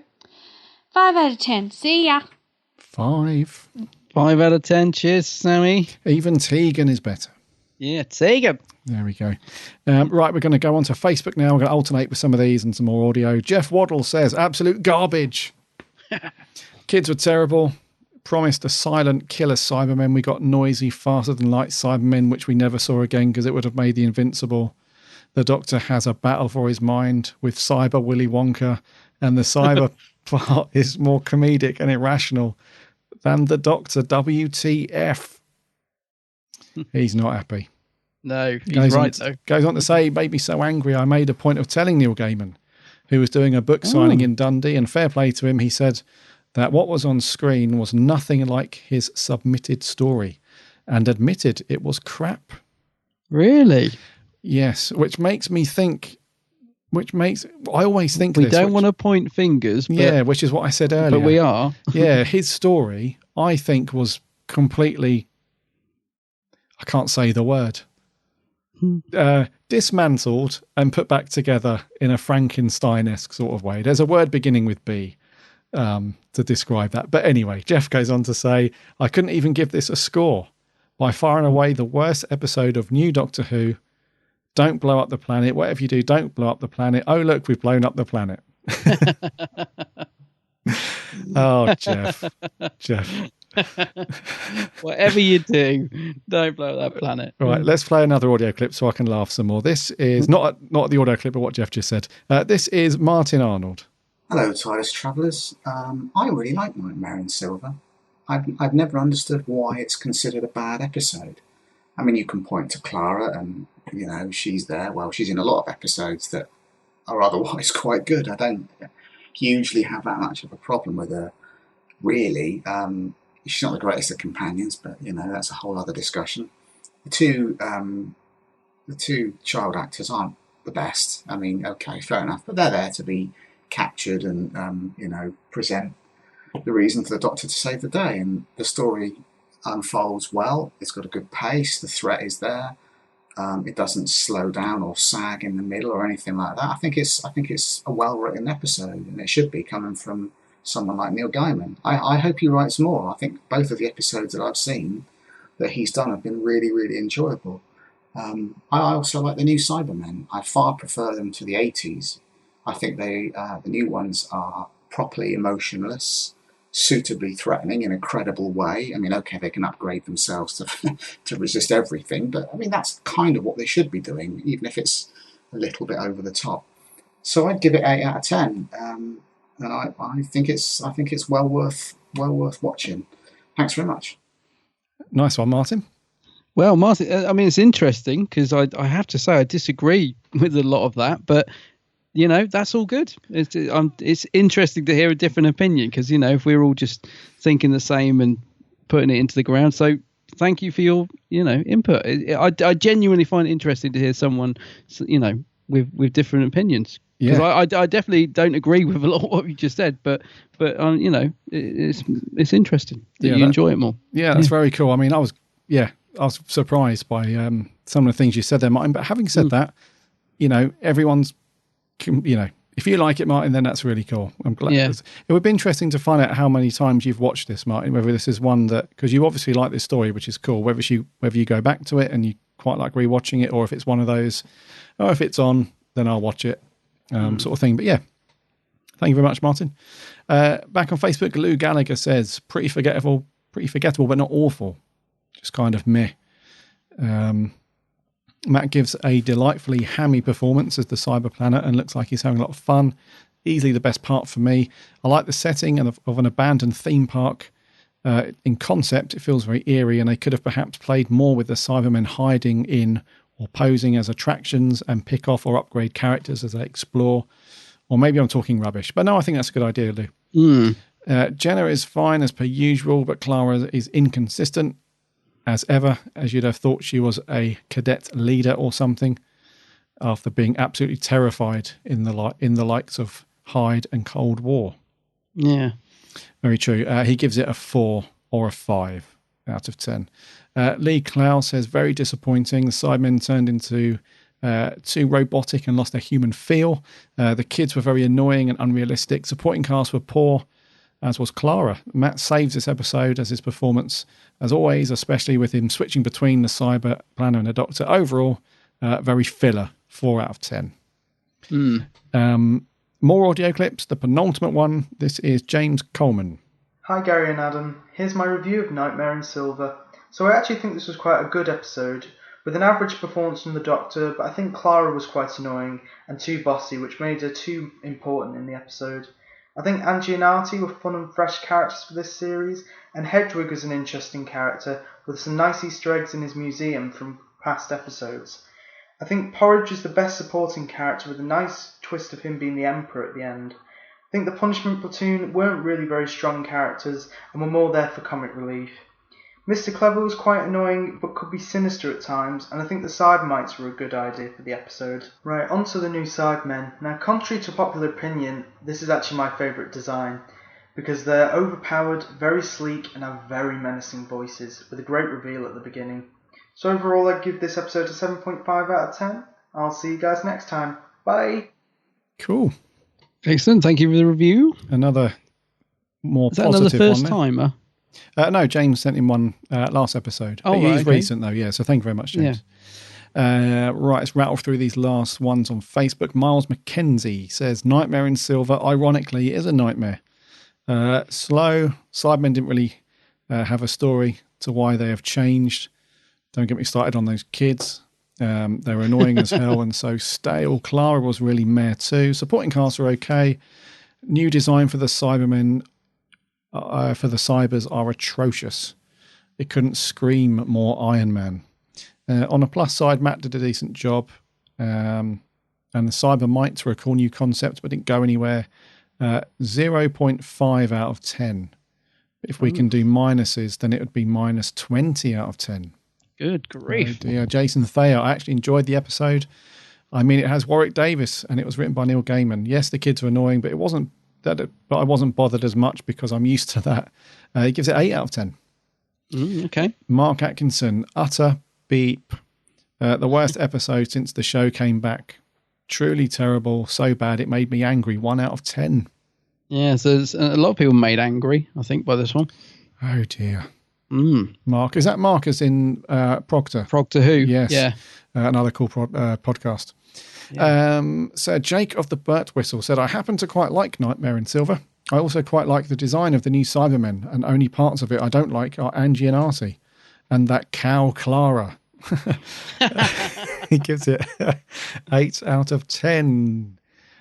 Joseph Howarth says, put simply, it's the worst Cybermen story that New Who has ever come up with. I'm sorry, this is part where I'm meant to rage at the story like I have done with some stories in the past. Incest beyond belief even. I should be mad, shouldn't I? In fact, I am. The Cybermen are a joke. And in this one, and even don't do anything noteworthy or creepy whatsoever. And don't get me started on the brats. I think he's referring to the children there. Goes on to say, good things in the story, like Warwick Davis as Porridge, which the latter in question was a good character.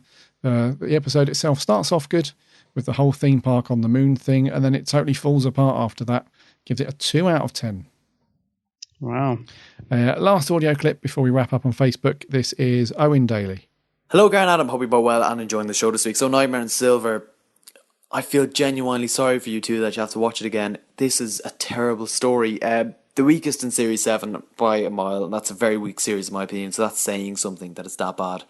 Neil Gaiman, he nailed Doctor's Wife, and then he made a mess of this one.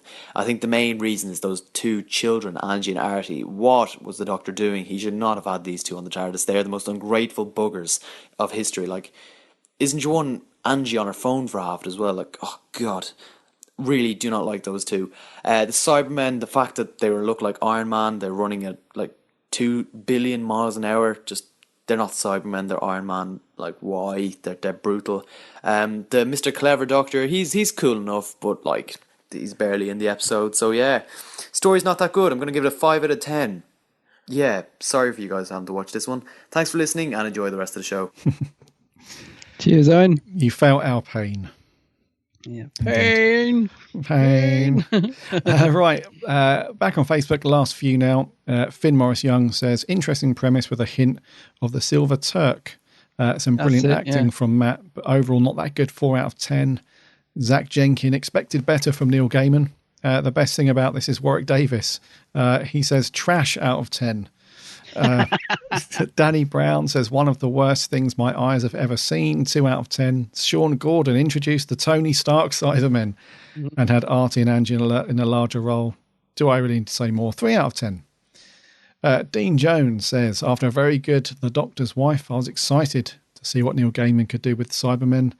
Whilst far from the worst of Series 7, it's still very disappointing. Matt Smith is excellent as usual. And whilst the Mr. Clever persona is a bit too emotive, it's commendable to see Smith doing something a bit different. It goes on to say a 5 out of 10. He's got a really long review, so I can't read the whole thing out, but it gives it a 5. And lastly on Facebook, Luke Allen says, there's kind of an okay, rather pointless episode with silly Iron Man-esque Cybermen. Oh, and Warwick Davis, he's rather cool. And that wraps up the official stuff. Did you have any comments on the Geek's Handbag? Yeah, I had a couple of comments on Geek's Handbag. Kevin Mullen says, after delivering the fantastic Doctor's Wife, Neil Gaiman delivered quite simply the worst Cyberman story. Only Matt Smith's acting saves Nightmare in Silver from collapsing in a steaming pile of tediousness. I wasn't sure where that was going. Oh dear, he says. 3 out of 10.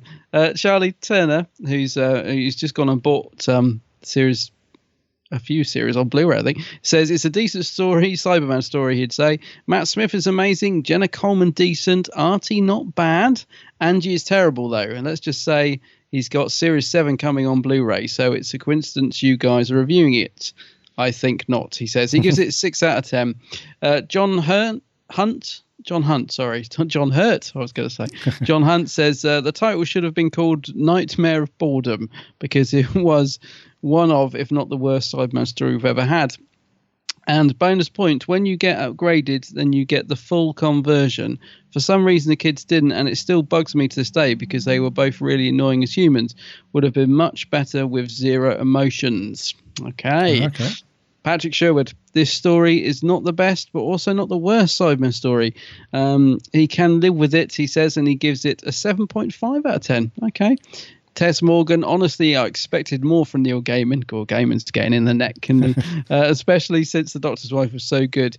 As a Who fan and a Gaiman fan, Tess was disappointed, she says. Oh. And finally, Sam Bagley. Hi, Sam. I know Sam as well. I should know his surname. He says in great big capital letters, the worst Cyberman episode ever. Oh.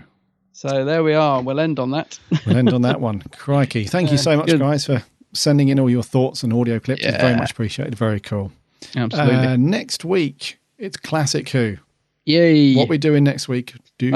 Need some Classic Who after this. So, second Doctor story, The Enemy of the World. That's another one where the Doctor's playing 2 parts, I've just realised. Salamander. Yeah, Salamander. So, yeah, that'd be good. That will be good. I have to get on with that one. It's a 6-parter. So those of you that are going to get your reviews in next week, you need to dig your DVD out, get those 6 parts watched. A big cast in this one, if I remember correctly. Quite a big supporting cast. But yes, really looking forward to watching some Troughton. Yeah. Indeed. Right. I think we're going to do there for 154. Okay.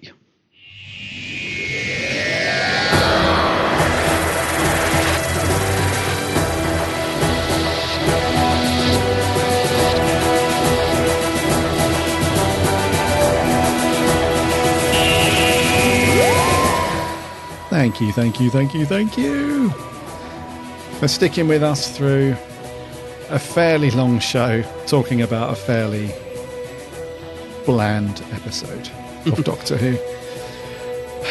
We'd love to be able to say more nice things about it and give it a bit more of a positive review, but we're honest, you can't argue with that. We're not just going to sit here and say, oh, it's wonderful because it's Doctor Who. You know? Otherwise it'd be meaningless giving you our thoughts, wouldn't it? So, honest review on Nightmare in Silver. Thank you everybody for sending in your reviews and your thoughts, especially those guys that took the time to do the audio clips. Very, very cool to actually hear your thoughts and what you felt about the story. So thank you so much for taking the time to do that. Next week, The Enemy of the World. So grab your divs, give that a watch, and we look forward to hearing and reading your thoughts on that next week. In the meantime, head over to the website www.bigblueboxpodcast.co.uk. From there you can listen to all of the previous episodes, plus you can link off to all of the social stuff and give us a like and a follow and all that jazz. And you can also subscribe to our show on all the popular podcast networks, like obviously iTunes and all the others. We're on there, just give us a search. And for our iTunes subscribers and listeners, if you could spare a minute to give us a review, that would be awesome, because that will help us out loads. Thank you very much. Remember to check out Adam's channel, The Geek's Handbag. Oh, yes. Coming at you from somewhere in the middle of nowhere. Middle of nowhere, that's it. Yes. Couldn't be more apt at the minute. So head over to The Geek's Handbag, just do a search on YouTube, Facebook, Twitter, all that stuff. Give Adam a subscribe on YouTube. So many good videos there. I say this every week. So many good videos. Unboxings, reviews, vlogs, just everything. The whole lot's on there. Yeah. All good stuff. Next week, episode 155. Niels. We look forward to seeing you then. Until then, my name's Gary. My name's Adam. And remember...